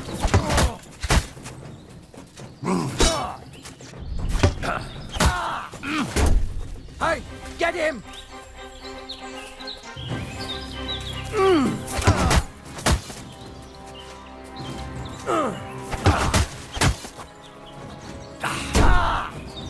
Hey, get him!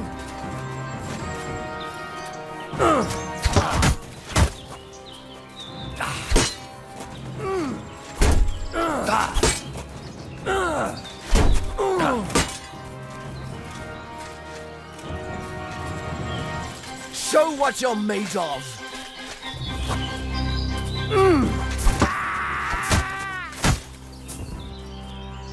Ha!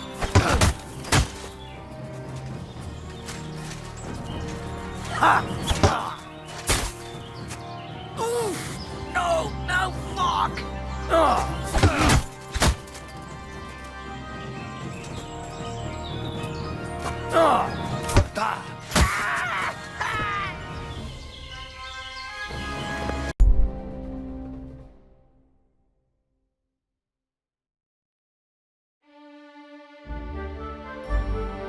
I went to the dugout you mentioned. And? What did you see? I have to say, I expected a bit more. The place was a wreck. I beg your pardon, my lord. I only hope you didn't contract gangrene or mites. Very droll. I liked the scarecrow standing there on an anthill. It almost startled me at a distance. What? Hugo is still there? Hugo? I made him with my friends when I was just a lad. Back then, we heard that in some Kuttenberg tavern, they have a skeleton called Hugo. And we'd have done anything to see him. But the city was too far, so we made our own. He doesn't look much like a skeleton, but we didn't know that then. We were very young. Well, it wasn't as abandoned as you said it was. There's some sort of madman living there.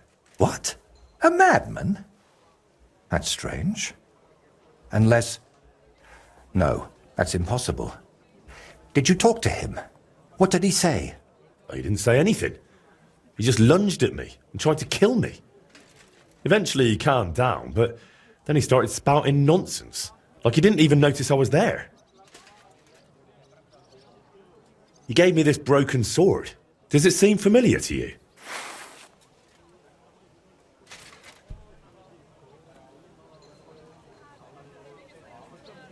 I don't know much about swords. Why don't you tell me what the man said? He mentioned you, someone called Libor, and Burkhard. He said Burkhard killed you. That Voiter is dead. And now you're worried you've been talking to a dead man this whole time, eh? Really? Sounds like a coincidence. I'm sure Burkhard has killed many Voiters. That's a bit too many coincidences from my taste. Are you sure you don't have something to tell me? Go on. You know you can trust me. You see, that dugout, we always used to meet up there, me and my two friends. Libor, who it seems you've met, and Voiter. Wait, so you're not Voiter? I am, but I wasn't always. I only started calling myself that after Voiter died. So what's your real name? I told you. Voiticus ex Aridus. You said it's the same thing, just in Latin. Besides, you're Czech as can be. Very well. Originally it was, I don't seem to recall. My God! I haven't used my name in so long, I can't remember it anymore. And this real Voiter, he was your friend, right? Aye. Though I wasn't much of a good friend to him. Everything that happened, it was my fault. They killed him because of me. So you knew Libor lives in the dugout? That's why you sent me there? No. I really thought it was abandoned. The last I heard of Libor was that he ran away from home. I thought I'd never see him again, and I can't say that bothered me. After they killed Voiter, I couldn't look him in the eye. What did you want me to see in the dugout? Nothing specific, just the place itself. I used to spend time there with my friends when we were lads. We liked it there, and deaf Ludwig let us play there as much as we wanted. I spent whole days up on the roof, just admiring the surroundings and drawing. That is, until I fell through it. So you weren't going to tell me about Libor and Voiter? I wanted to, but I didn't even know how to start. I suppose I was hoping if you see the place, it would help me somehow. And in the end, it did. Why do you blame yourself for Voiter's death? Because it was my fault. If I had been there for him when he needed me, I may as well have chased him into Burkhard's grasp myself. What do you mean? Well, just like in the Trotsky region, Burkhard gathered a band of lads around him, and Voiter was one of them.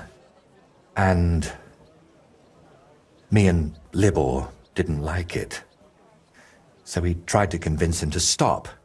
Only Burkhard found out, and he made an example out of Voiter for anyone who'd think to betray him. So the thing with Burkhard was purely revenge? You could say that. I'd been fighting it for so long. But when I found out at Trotsky he was nearby, I couldn't hold back any longer. That's enough for now. We can come back to it later. To tell you the truth, since we got all the way here, I have another favor to ask. Another one, I know. Go on then. What is it? You see, I'd be truly grateful if you could visit Voiter's grave and say a prayer for him. I reckon nobody's done that in years. I know I haven't. Where can I find the grave? Unfortunately, it's not exactly close. It's not even consecrated. Me and Libor had to bury him ourselves. That must have been really hard. It was, but that was so long ago now. You know, we really do have a lot in common. I buried my parents, and you... And you never stop thinking about it, even once you make your peace with it. Wait, you still haven't told me where the grave is. Ah, right. How can I... When we were lads, we found this tree near Messalis. It had 3 trunks. There was 3 of us. You know me. I thought it was a sign. And that's where we buried Voita. A tree with 3 trunks near Messalis. I'll be searching for that for a month. I need some better directions, Voita. Wait, should I even call you that anymore? If you don't mind, I'd prefer if you did. Most people call me Voita, so you'd look like a madman calling me anything else. So that's how you introduce yourself to others, too? Not just me? Indeed. I suppose you might want to ask why. But I don't have a satisfying answer for you. Just so that his legacy lives on with every work I create. Wait, we were talking about the grave. Where can I find it? Tell me exactly. How would I describe it?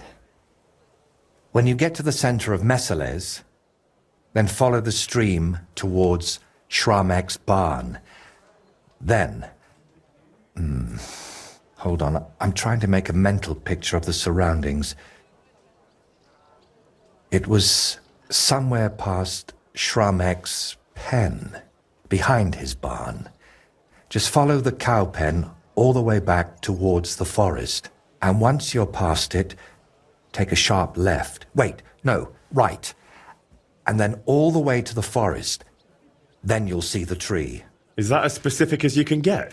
I'm afraid so. I haven't been there in over 20 years. Why haven't you been there in so long? I just couldn't. It's easier for me to just work and not think about it. You think Libor goes there? I reckon you know more about what Libor has been doing these past 20 years than I do. Wouldn't you like to go and see him and talk to him? No. I'm glad he's alive. But I can't imagine going to see him. Or what I would tell him. Maybe when I'm not so busy. You know what? I think he mentioned something about praying and some tree. But who knows what he meant. All right. Let's leave it be then. Is there anything specific you want me to mention in the prayer? Please, pray for his soul. He may have done some bad things, but even so, he was one of the best people I knew. And that I hope he... Should I pray for you as well?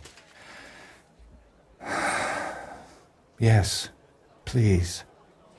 Hopefully he hasn't given up on me. Why don't you put the brushes down and come with me? All the way there? No, I'm afraid not. At least not now. To be perfectly honest, one of the reasons I'm sending you there is so you can tell me how it looks before I work up the courage to go there myself. All right, I'll go there.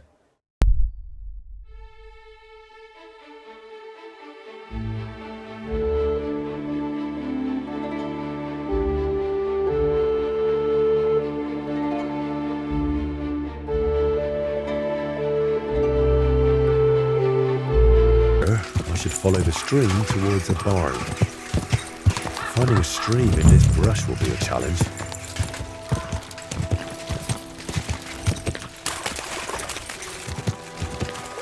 I hope this is Shramek's barn, because there's nobody to ask.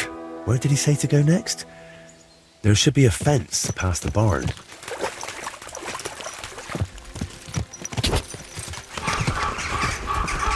Whoa!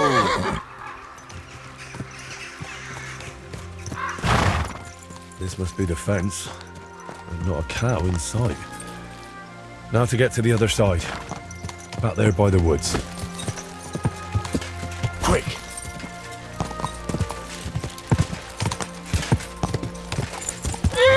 Fence ends. We're supposed to take a hard right here. If Voita didn't mix up his directions, that is.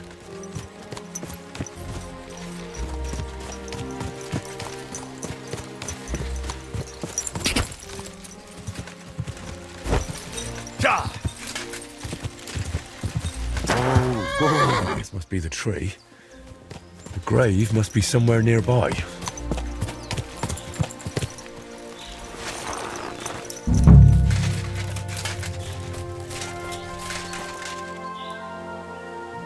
My God, it's clear nobody has been here in years. It looks terrible. If I really want to honor Voita's memory, I should clean the place up first. Pull the weeds, clear the debris, and clean the gravestone.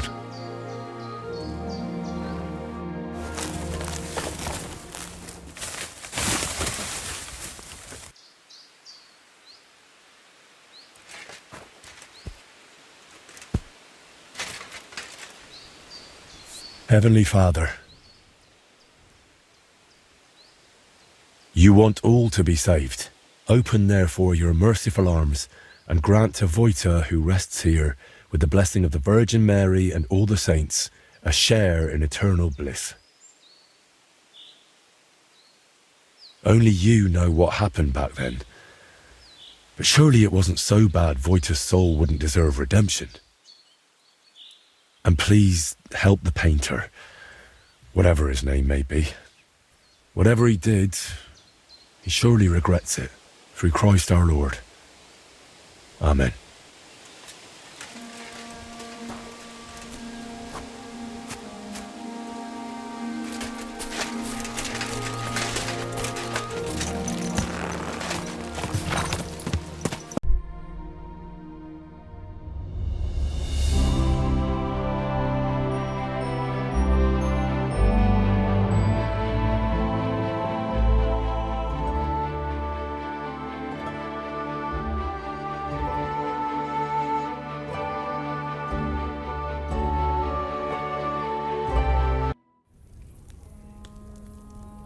I visited Voita's grave.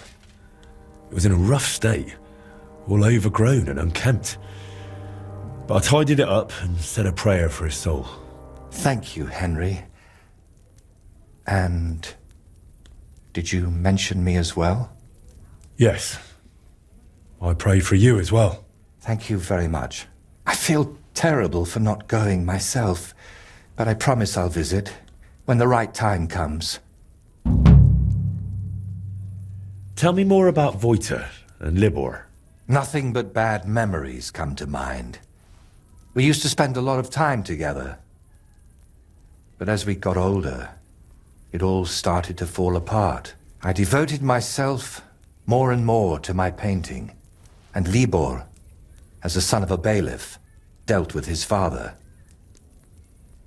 Wait, Libor is the son of a bailiff? Aye, but it doesn't matter much these days. His mother died shortly after he disappeared, and his father, who knows where he ended up. Did Libor know you paint? He only shrugged his shoulders when I mentioned a painter. To tell the truth, I never discussed it much with him. I'd shown Voita some sketches, but Libor, all he cared about were girls. Oh, and swords. He grew up at Rathouse. So he saw soldiers and knights differently than us paupers. What about Voita? What was he like? He didn't have anyone besides us. And then Burkhard showed up. Voita was never a saint. Sometimes he stole food, got in scraps here and there. But Burkhard changed him completely. Suddenly he didn't have time for us. And when we did meet up, he was always telling us how he robbed some traveler here or beat up some old woman there. But I still don't see how this is your fault. I envy you then. You see, Voita wanted to spend time with us. He was always inviting us somewhere, but we, or I, rather, would hear none of it. All I cared about was my painting, and Voita was just wasting my time. We got in an awful argument over it once. We were both drunk then. Voita on schnapps, and me on my pride.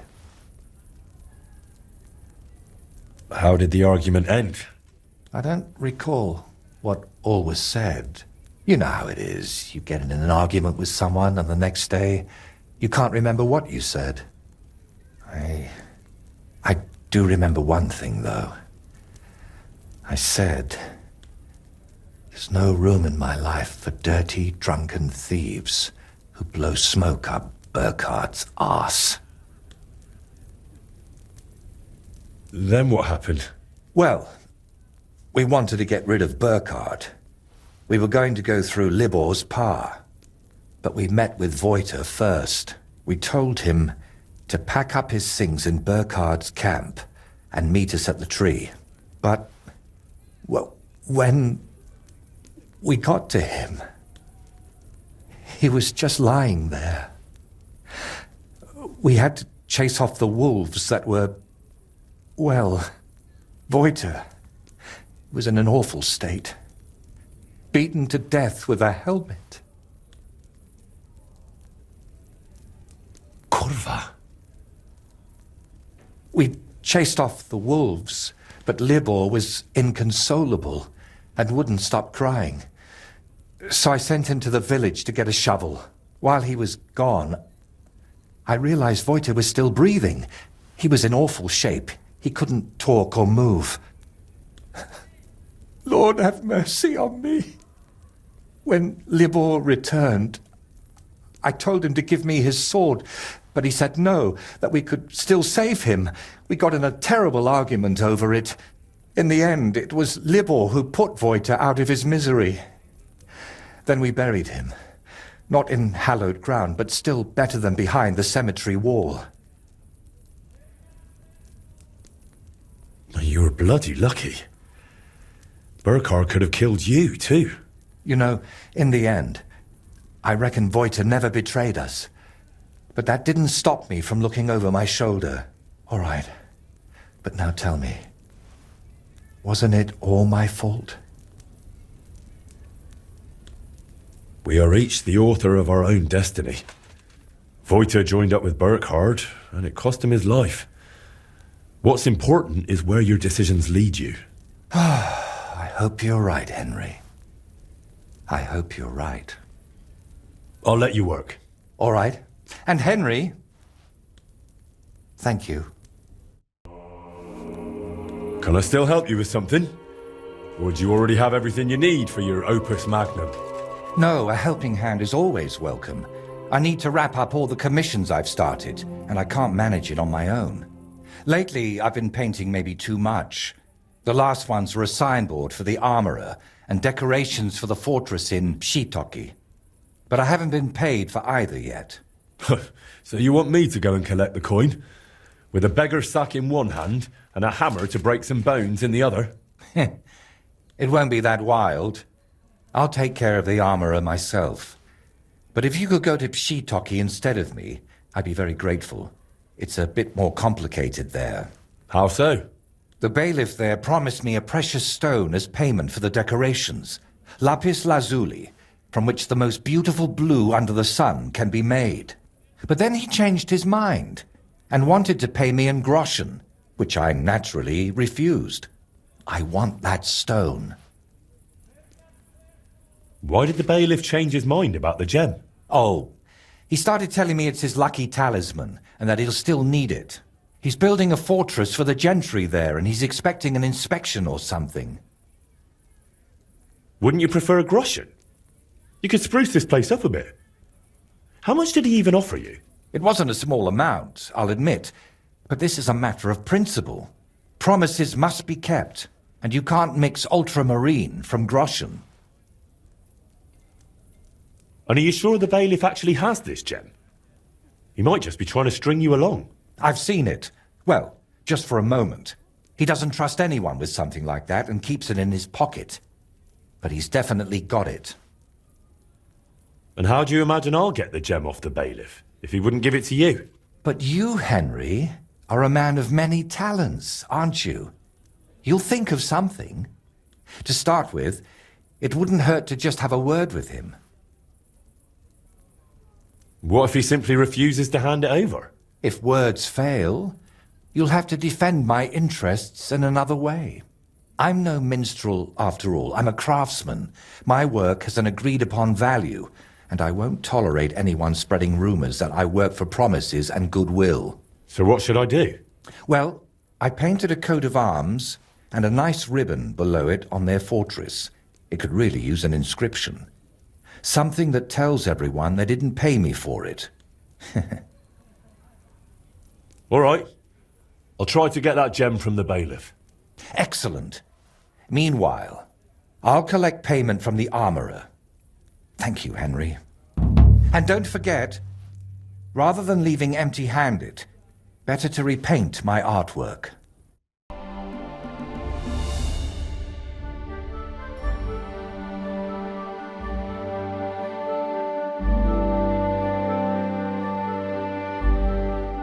Good day to you. What brings you here? Some time ago, Master Voiter painted one of the halls here at the fortress. That's true enough. So what? Oh, the fortress is painted, but the promised reward is nowhere to be seen. I've come for it. Oh, I see. And leave me be. I've got bigger worries. I offered him a heap of groschen, but he wouldn't have it. So he can stuff it.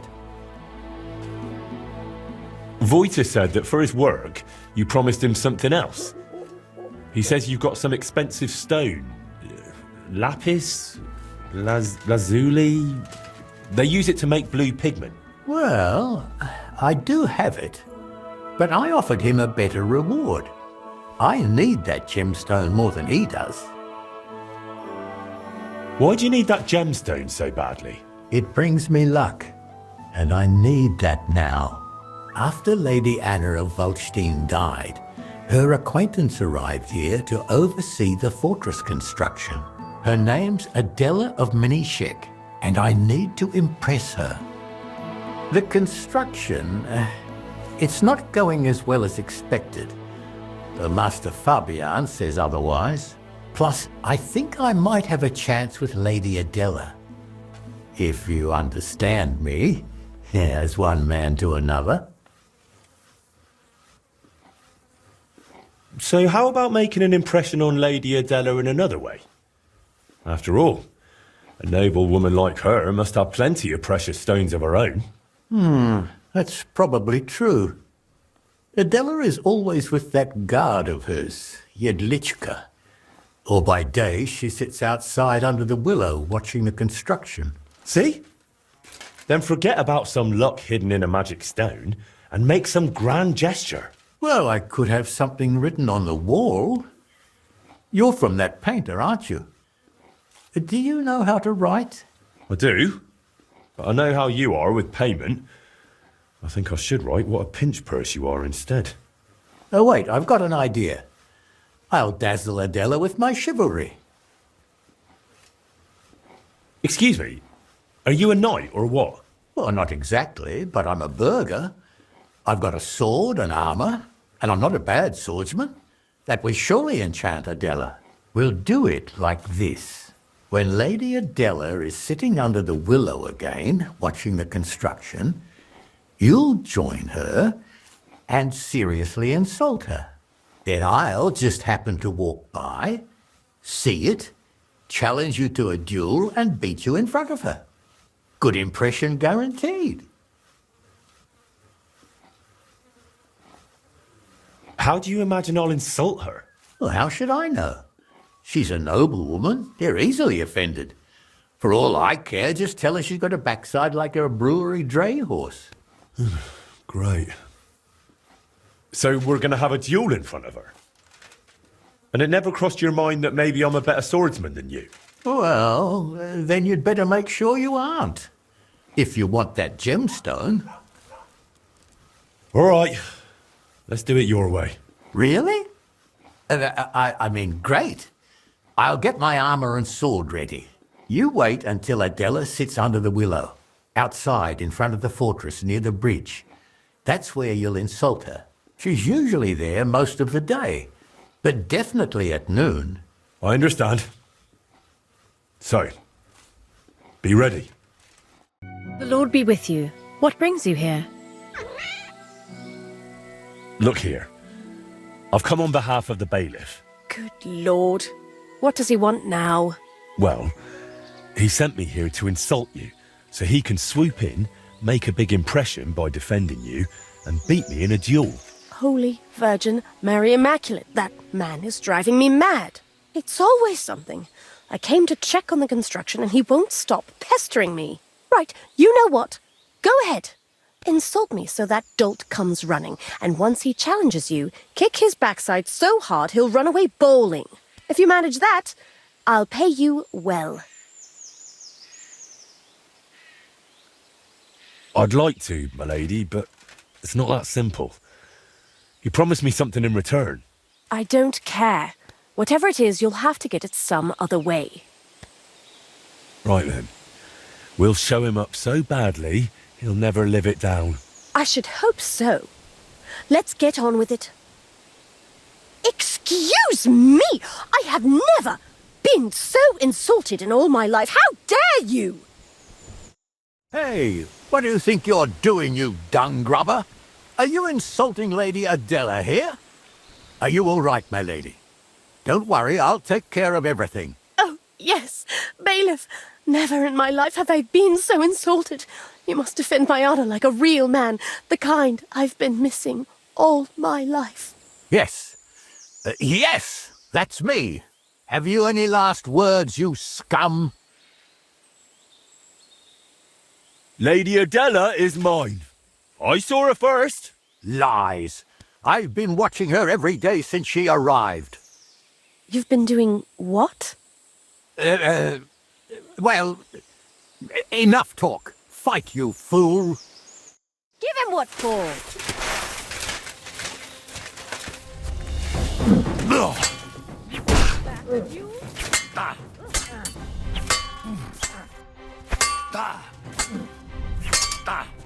Give each other a bash.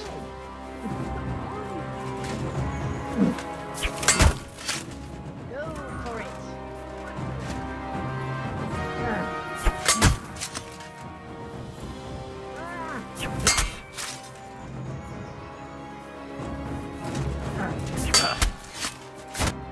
Kurva. Enough! This wasn't how it was meant to be. Pardon? What did you say? Nothing. I just need to catch my breath before I beat this wretch to a pulp. Not a chance. Looks to me like this young lad's the clear winner. Won't you escort me to my chambers, lad? Ah, you swine! You won't get away with this. Ha ha! Goodbye, bailiff. Excellent work. This has been the first thing here that amused me. Thank you. You've earned your reward. Why is the bailiff trying to make such an impression on you? I suppose he thinks if I fall for him, I won't notice he's not making any progress on this construction. Silly sod. How much longer will you be here? I think I've seen everything I needed. Jedlichka and I will soon be heading back. Well, I'm glad I could help you, but I still need the bailiff's reward for Vojta the Painter. That might be a problem now, unless you're willing to resort to something underhanded.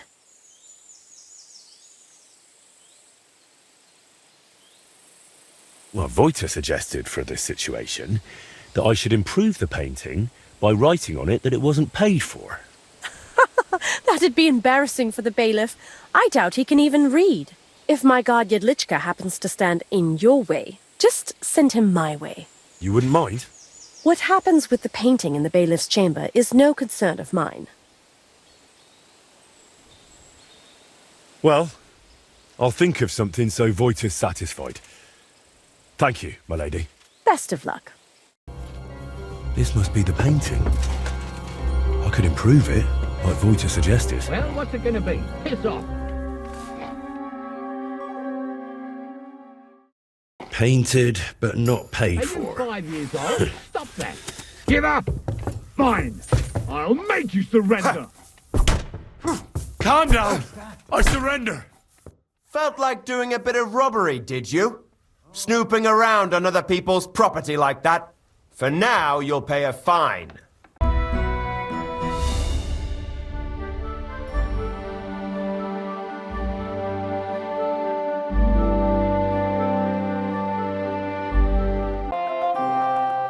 So, I went to Pshitaki and did as you hinted. What? Oh, right. So you improved my painting? I wrote something on the ribbon. Painted, but not paid for. Once someone who can read sees it, there'll be a fine scandal. A worthy signature for a master.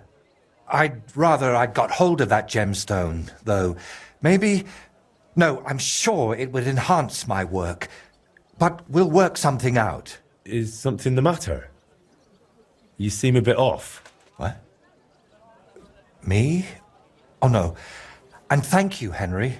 I did manage to sort something out with the armourer, though only halfway. He had no groschen, so he paid me with a cuirass. I've already sketched it, in case I ever paint a knight, but otherwise it's no use to me. You know, take it for all your effort. Wow. Thank you. But now, back to work. Quickly before... Oh dear.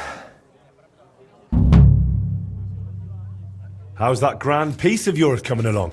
How? I'm not sure. Sometimes it feels like... No. That's Henry.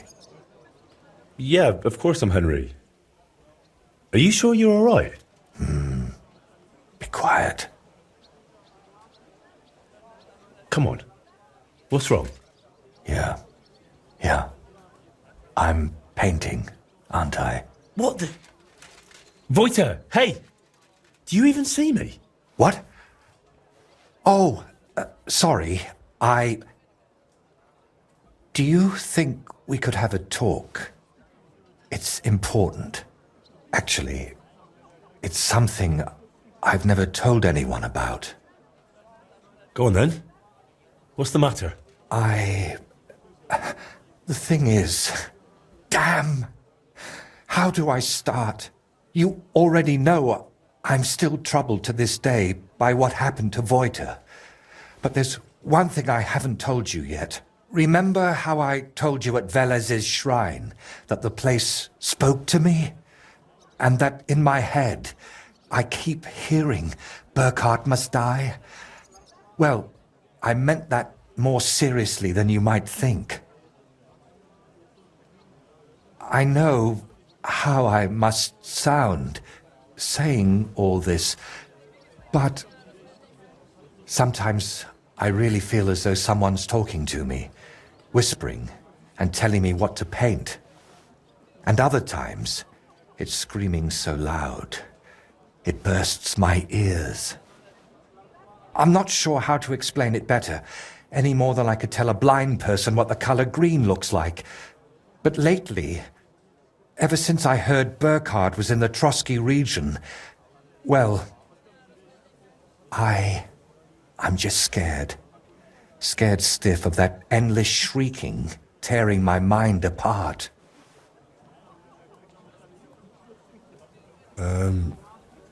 Can nothing be done about it? I was hoping that now Burkhard's dead, it would all just go away. But no, that damned screaming is only getting louder and louder. Couldn't it all be something like a sign from God? Plenty of people have heard voices, haven't they? The Lord spoke to Moses through a burning bush. And what about Abraham? God spoke to him too. You're right there, friend. But my voice sounds different. We all know stories of people the Lord spoke to. But I'm afraid it's someone else who's speaking to me. Someone from down below. And could I help you with that in some way? Maybe you could, at least for a while. I once told a herbalist I was having nightmares, and he brewed me a vile concoction. When I drink it regularly, and say an Our Father at the same time, it helps me quite a bit. Only now I've run out, and I've neither the time nor the energy to brew more. I thought I had enough left to finish the painting, and then it wouldn't be needed. But I miscalculated. So I can run off and get your medicine from the herbalist, right? He could be anywhere by now. He wasn't the most honest man. That's why I didn't just buy the concoction from him back then, but the recipe as well. Couldn't you take it to some apothecary and have a new batch brewed? Oh, not in these parts. I spent years building a good reputation here. I don't want folk knowing about this. Understand, my problem isn't a sore leg. I can't keep going to any random sawbones. Wouldn't you rather I brew you something I already know how to make? Maybe a decoction of lemon balm and oregano. Used in the right proportions, it can calm a person nicely. And if I add nettles, you'll also sleep better. I bow to your knowledge, but I'm afraid ordinary herbs aren't enough for my troubles. All right. I'll brew that remedy of yours. Or at least have a go. Don't worry. The hardest part is finding all the ingredients. Getting mandrake roots and a river pearl was always a struggle for me, and I don't have the strength for it now. But luckily, you only need one of each. Then you add 2 handfuls of ordinary sage, boil it in some vinegary wine, and it's done. Mandrake? What's that? It's a very strange root. It looks quite like a tiny, chubby man, but it's no laughing matter. It mostly grows in graveyards. Try asking the local gravedigger about it. His name's František. What about the River Pearl? Don't tell me you expect me to pinch some wealthy townswoman's necklace. I wouldn't advise that. Often they're fake. Better go straight to the source. Pearl mussels. They're a kind of clam. There used to be plenty of them in a spot in the stream above Denmark. If you set out from Kuttenberg going south along the stream, you'll come across it. You'll recognize it because there are trees growing in the middle of the stream. But be careful. Pearls are valuable, and that place isn't exactly a secret. There's a good chance you won't be the only one hunting there. Mandrake, a river pearl, and sage? That's pretty wild. What is that concoction actually supposed to do? I was amazed back then too, but that herbalist told me mandrake against evil forces, pearl for a clear head, sage for enduring health. I still don't understand a thing about it, but it worked, so I stopped bothering about it. All right, I'll manage somehow. Try to get some rest while I fetch that mandrake brew for you. Henry, I don't even deserve you. Thank you. Good day. What would you like? Be it done unto me. I've come to ask a favour. I'm after some mandrake root. Now, this is quite a coincidence. You came along at just the right time for me, but not to smack me round the head this time. I need to teach a few people a proper lesson. If you help me, we can talk about that mandrake of yours. What do you say? All right, out with it. What do you need help with? There's a gang of thieving scoundrels skulking around here. They keep breaking into the mortuary, and I'm afraid they'll soon start disturbing the departed underground as well. And they're not even after valuables like normal thieves. These filthy swine cut off ears, yank out teeth, shear off hair, and once they even... No, I won't say that out loud. And how am I supposed to help? How? We'll punch their faces in together, so next time they'll think twice about disturbing my dearly departed. I'm not about to bother the town guard with this, am I? I see. And do you know where these thieves are? No, but that doesn't matter. They come night after night, so if we lie in wait, they'll definitely show up. Why exactly would they steal such things? Why do you think? They sell them as amulets. No one's ever offered you a maiden's braid to put under your pillow so you'll sleep better? All right then, we'll deal with your thieves. But I want the mandrake afterward. Got it? If we pull it off, you'll get all the mandrake you can carry. Now come on, let's warm up a bit and wait for those wretches.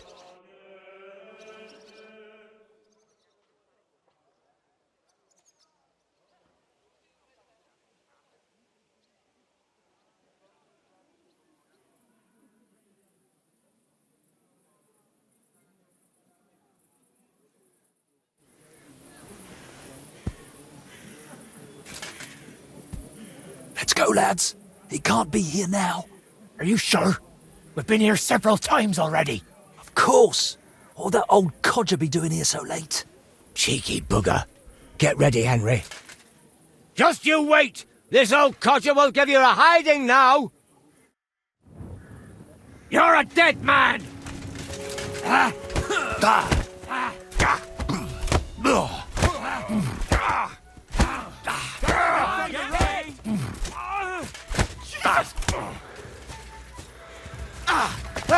Not a match for us, bucker!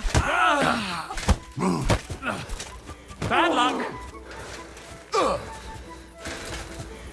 I'll beat you to a bloody pulp, fucker! Take the fucker out, damn it! Now you're for it, you sick... Fucking hell!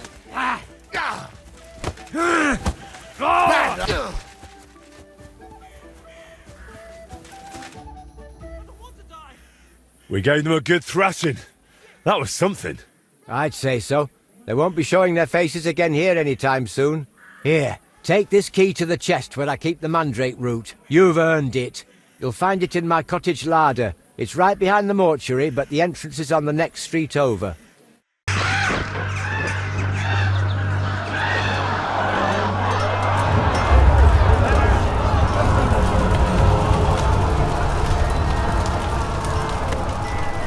Nice work! Nice work indeed.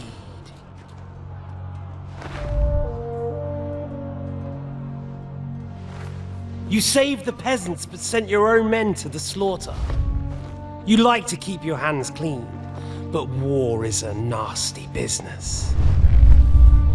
So who are you going to sacrifice for your conscience next? Your little Jew brother? Cape on? Yourself? You play the game, but you don't understand the rules.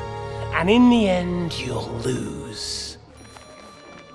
You learned nothing. You understood nothing. And yet I tried so hard. And yet we share the same fate. Lord! My family was slain too, by the Turks. I felt just like you do. And Eric went through the same thing. That's why I took him in. We're one big family. Of orphans. Well, of course, you do have a father. Although he's not gone so far as to give you his name.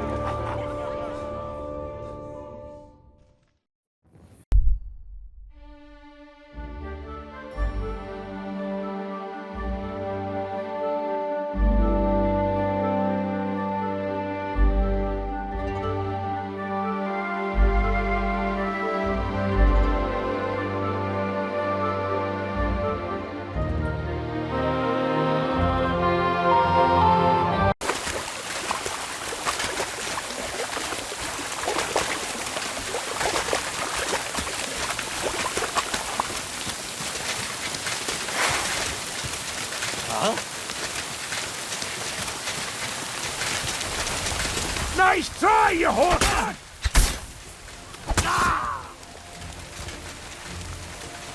Here I am, scum!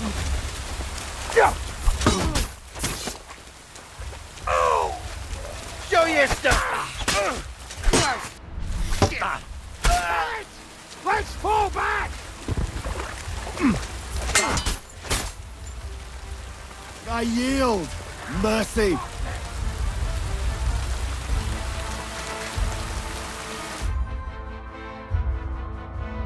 I surrender, you hear me?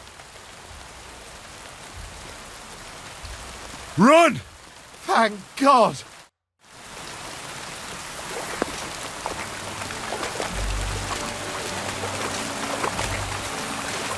No! No! I give up!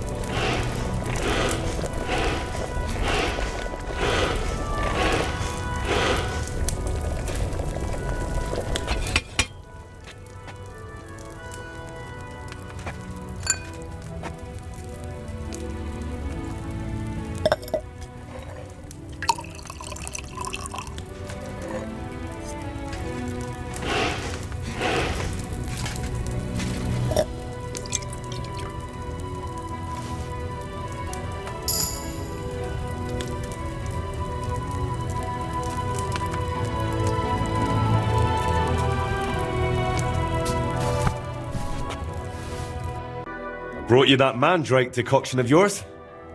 What'd you say? Well now, Henry. Last time I saw it this beautifully clear was from that herbalist. Mine always turned cloudy. And it doesn't even stink.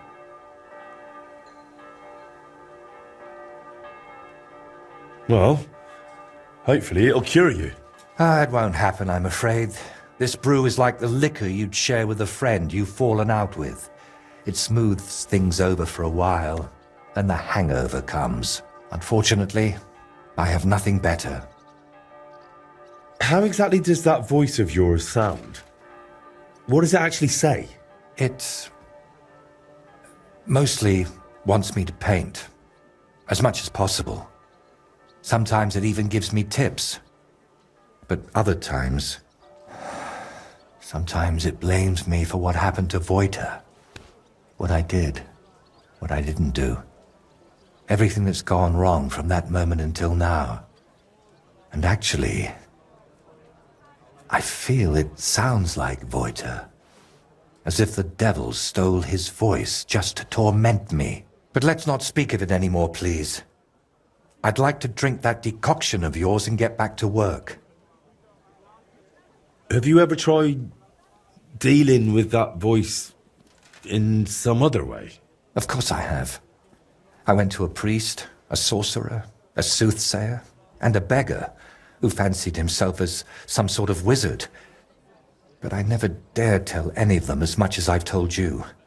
I also ate every herb I could find, drank every concoction, inhaled powders, and had leeches applied to my legs. The last thing left on my list is to have a hole drilled in my head. Maybe then that voice would fly out. I'm still surprised you told me so openly. As I said, I trust you more than most. We've seen plenty of strange things together, and you never ran off or went to fetch the Inquisitor. Well, come to think of it, there might be a decent reward in that. But you wouldn't enjoy it for long, believe me. I'd cast some spell on you. Right. As they say, autumn's up. I hope I don't grow a third leg from this. Cheers.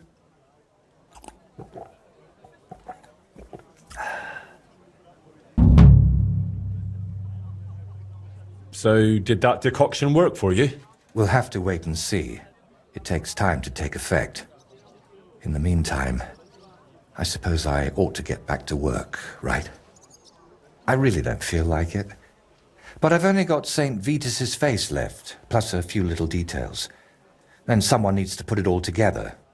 My paintings are only one part of it. And what other parts, besides your painting, does this altar have? Aside from the shrine itself, mostly wooden figurines. Which reminds me, Plunk the carpenter, who's making all of those, should have finished long ago. I'll have to check in on him once I'm feeling a bit better. Where are these carpenters you're working with from? They've got a workshop right here in town. I hoped that would speed things up, but I might have been wrong. They're always behind schedule. If you're still not feeling well, I can go and see those carpenters for you. Oh, I'd be really grateful. Tell Master Plonk I sent you personally. He'll listen to that. Plank the carpenter, eh? And where can I find him? His workshop's just a short way from here. Go to the fountain, then head for the city gate. You'll see it on your left. Good day, Master. I'm Henry. Master Voiter sent me to ask how those figurines for the Sedlet's altar are coming along. Yeah, the figurines. Tell him I'll send them soon, but I'm up to my ears in work right now. Nothing for weeks, and all of a sudden everyone's gone mad, wanting everything done all at once. Oh? Then I'll help you. Just tell me where the figurines are, and I'll take them to Voiter myself. You're a bit impatient, aren't you? Didn't I just say soon, not right now?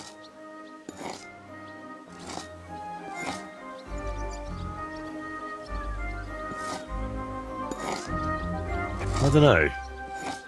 I get the feeling you're holding something back. If something went wrong, Master Voiter will understand. It's better than making up excuses over and over for the delays. The devil take it. All right, then. As I said, the figurines are done. Well, except for the Virgin Mary. Krudosh was supposed to carve her, but that fool disappeared somewhere, and I took Mary with him. He just got up and left? Why would he do that? Because he's as daft as a blunt saw, and twice as useless. I'm almost glad he's gone. Right. I'll track down that Krudosh of yours and take the figurine right from him. Just tell me where he went.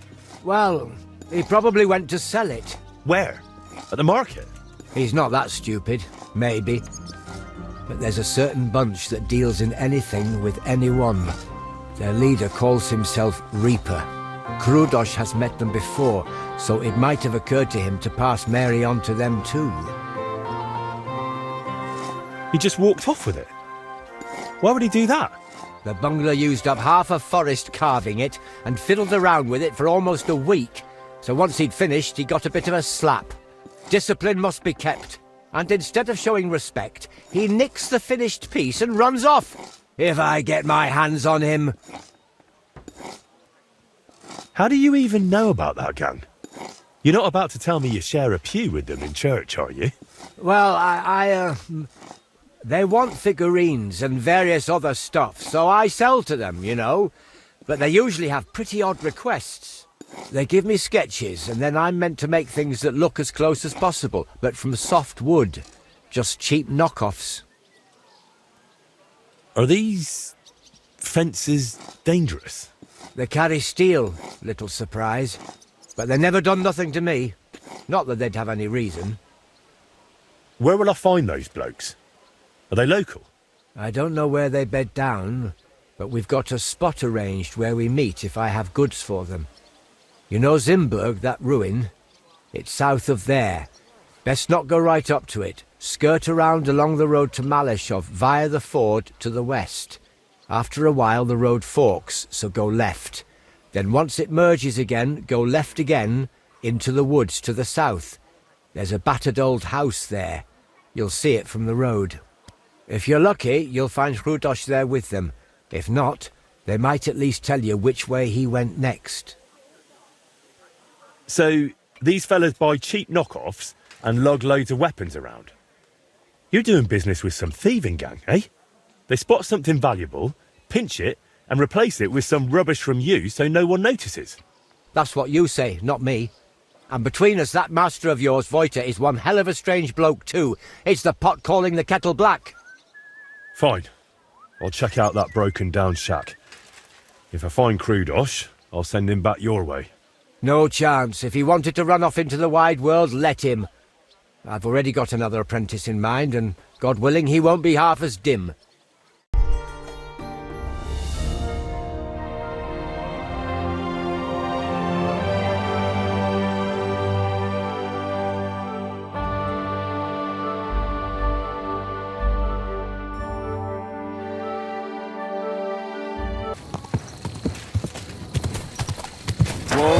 Whoa!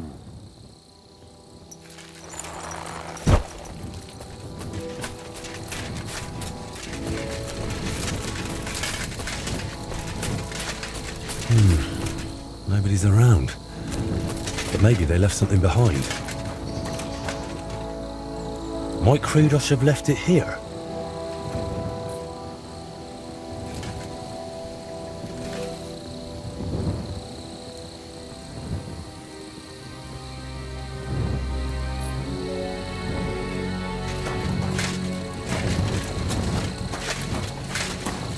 Blood. Could they have fought amongst themselves?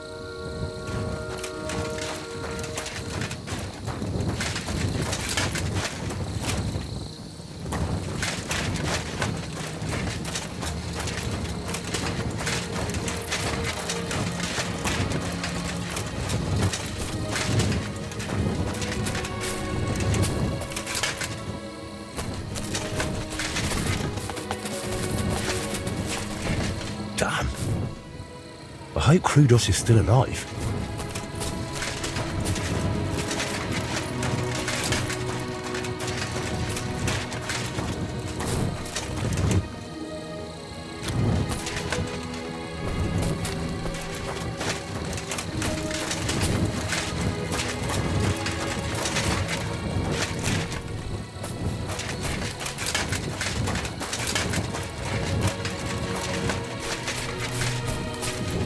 That's probably Hrudosh. If he's here, then the statuette must be too.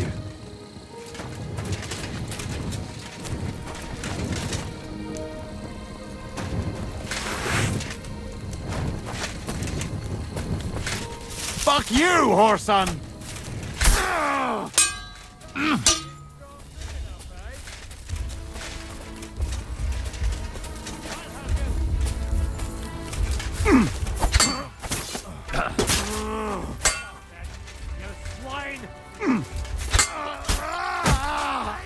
Do it!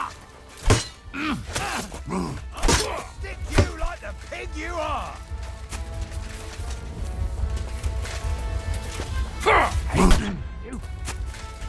I've been waiting for you. wanker! Show your stuff.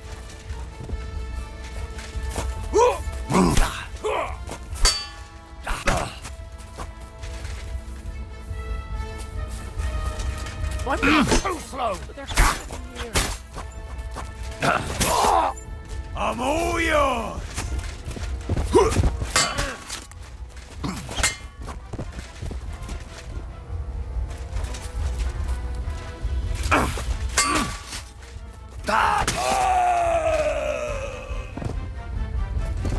That was incredible. Will you let me go?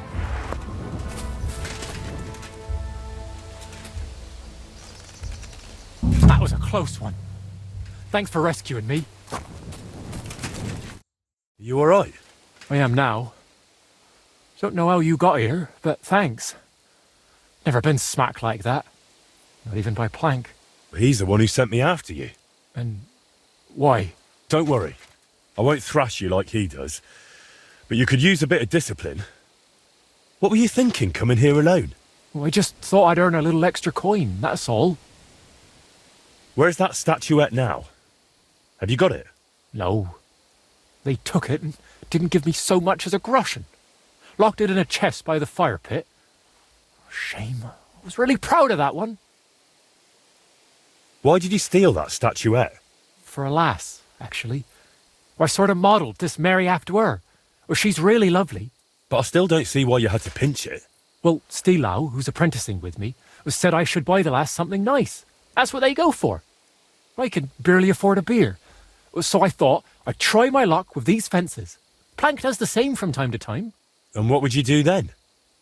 After all, Plank knows what you did. Well, I didn't think that far ahead. Tell me about that lass you fancy. She's awfully pretty and kind, but she might not be too bright. She got some fool to furnish her old house for her. Something's always breaking in it. Poor Stilau goes over to fix everything and always comes back battered. I told him I'd go next time, but he's too nice and won't let me. Oh. And how often does he go round to repair her furniture? A few times a week, or sometimes even more often. Then next time, just say you'll go instead. Or the two of you go together. It'll be easier that way. Yes, that might actually work. Why were they holding you in the camp anyway?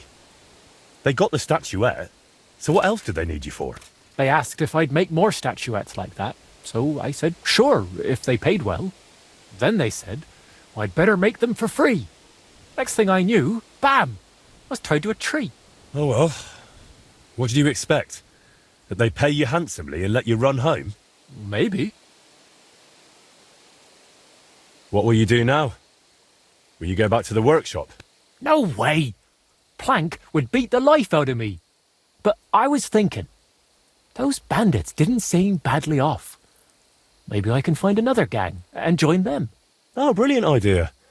As long as you don't value your own life. I don't really understand it. You've upset a lot of people in town with that theft. If I were you, I'd leave. Maybe for good. Damn, that's serious. All right, I'll scarp her. Thanks for everything. Goodness, it's fine. Now time to hurry to Voita.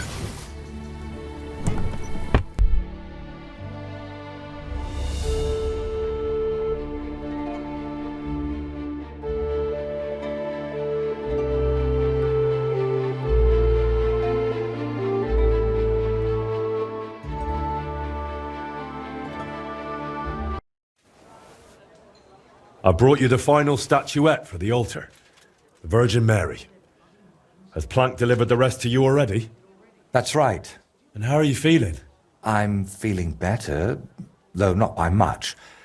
Mostly thanks to that potion you gave me. I'm glad to hear it. I tried my best to brew it well.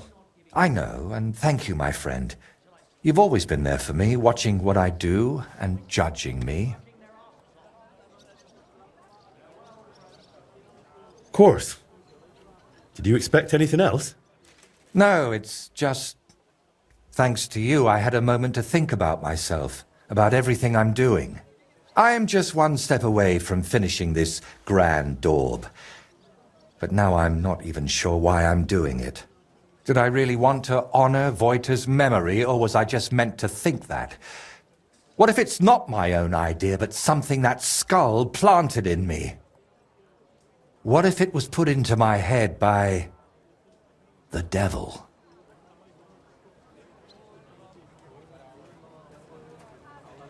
What devil? I know you're doing it for Voita, and that's a noble goal. Noble or not, what does it matter if I can't even say what Voita would have wanted? I'm chasing no one's goal. And you? I thought God sent you to me. But if the devil has plans for me, who knows what role you play in all this? Why did you untie me back then by Trusky? Out of the goodness of your heart? Or were you hoping an old man in trouble might pay you back somehow? I didn't even think about it. You were just someone who needed help. And then you went looking for my things, even though the whole mess was really my own doing. You should have left me there at that tree. Maybe the Lord would have taken me to him then, but now, after all this, one trial after another, and I fucked them all up. A good Christian doesn't bow to idols or spawn infernal beasts. I drove out one devil with another, and pulled you into it too. You told me back then that none of it was a sin, no matter how strange it was. I was too arrogant to see that it was all being whispered into my ear by something from below. We even plotted a murder together, for Christ's sake. When Burkhard showed up, I heard nothing but that vile, sulphur-smelling whispering. I wanted that man dead, and those down below were delighted. But it solved nothing. I only pray that the lads in his gang find a better path in life.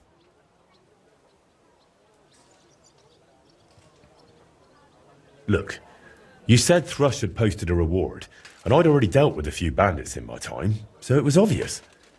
Nothing more than well-paid justice. And everything you did for me here in Kuttenberg, was that just for coin as well? That's not how it is. I just thought it best to kill Burkhard before he killed you. Damn it, I care about you. That's exactly what I can't understand. I always chased noble goals, and it never turned out well. You know full well how it went with Voita. Everyone unlucky enough to cross my path ended up dead, insane, or at least forsaken by God. Honestly, I don't understand why you're still here. I'm here because you're my friend. And I'm definitely not going anywhere. A friend? Henry, I appreciate your help. But... But what? But sometimes I feel as if you and the devil who's tempting me are working hand in hand. Yet I believe you're not a bad person at heart, so I'd like to ask you something. I've spent my whole life heading towards this moment. But if it really was the devil guiding me here, do you think, if I finish this painting, I'll sign away my soul to him forever? Well, you got this far through your own effort and talent, not some curse. Look at this splendor. The devil can't create anything, only destroy. That's exactly what I'm talking about. He's destroying me, so I'll create in his stead. Did you do all those things with evil intent? I don't think so. It was out of love. For your craft, your dear ones, for the world. Maybe you're right. Out of love for my neighbor. Not for myself. See? And if the devil tries to tempt you again, I'll handle him myself. I hope you won't have to go all the way to hell for that. But how would you even get there? You, who were sent to me from heaven. Thank you, Henry. Go and fetch the people from the monastery. I'll finish it meanwhile, whatever may befall.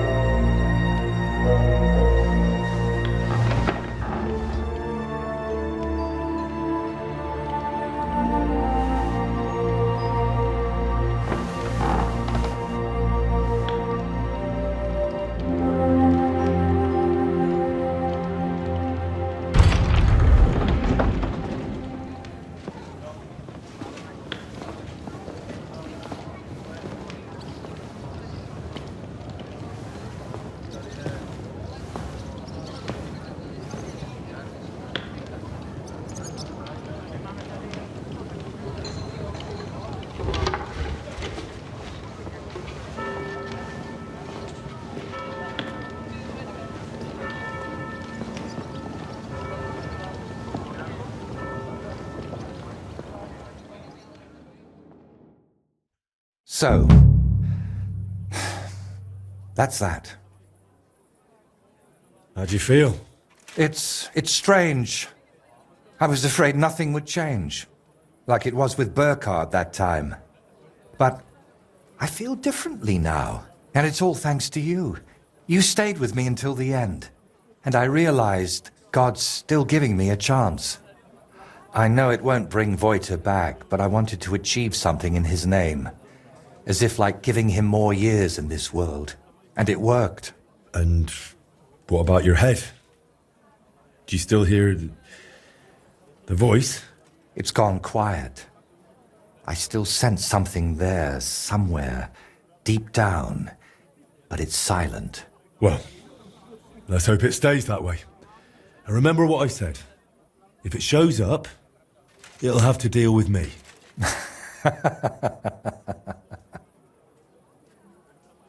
And now? What will you do? Well, the best part of painting was how many places I got to see. Maybe in the autumn of my life, I'll travel a bit. And they say, autumn is lovely in Riknov. Watch out for the trees. You know you have a certain pull for them. Can I help you with anything else? Collecting hair from a leshy? Beating up your neighbour? Arranging an audience with the king? Not a thing. You've already run around and bothered yourself enough on my account. This time, I'll take a leaf out of your book, and I won't just hide away at home. Take care, then. You too. Drop by again sometime if you ever want a shield painted. It's the least I can do for you. And there's one more little matter. What is it? After everything that happened, well, I wanted to entrust you with my painted friend.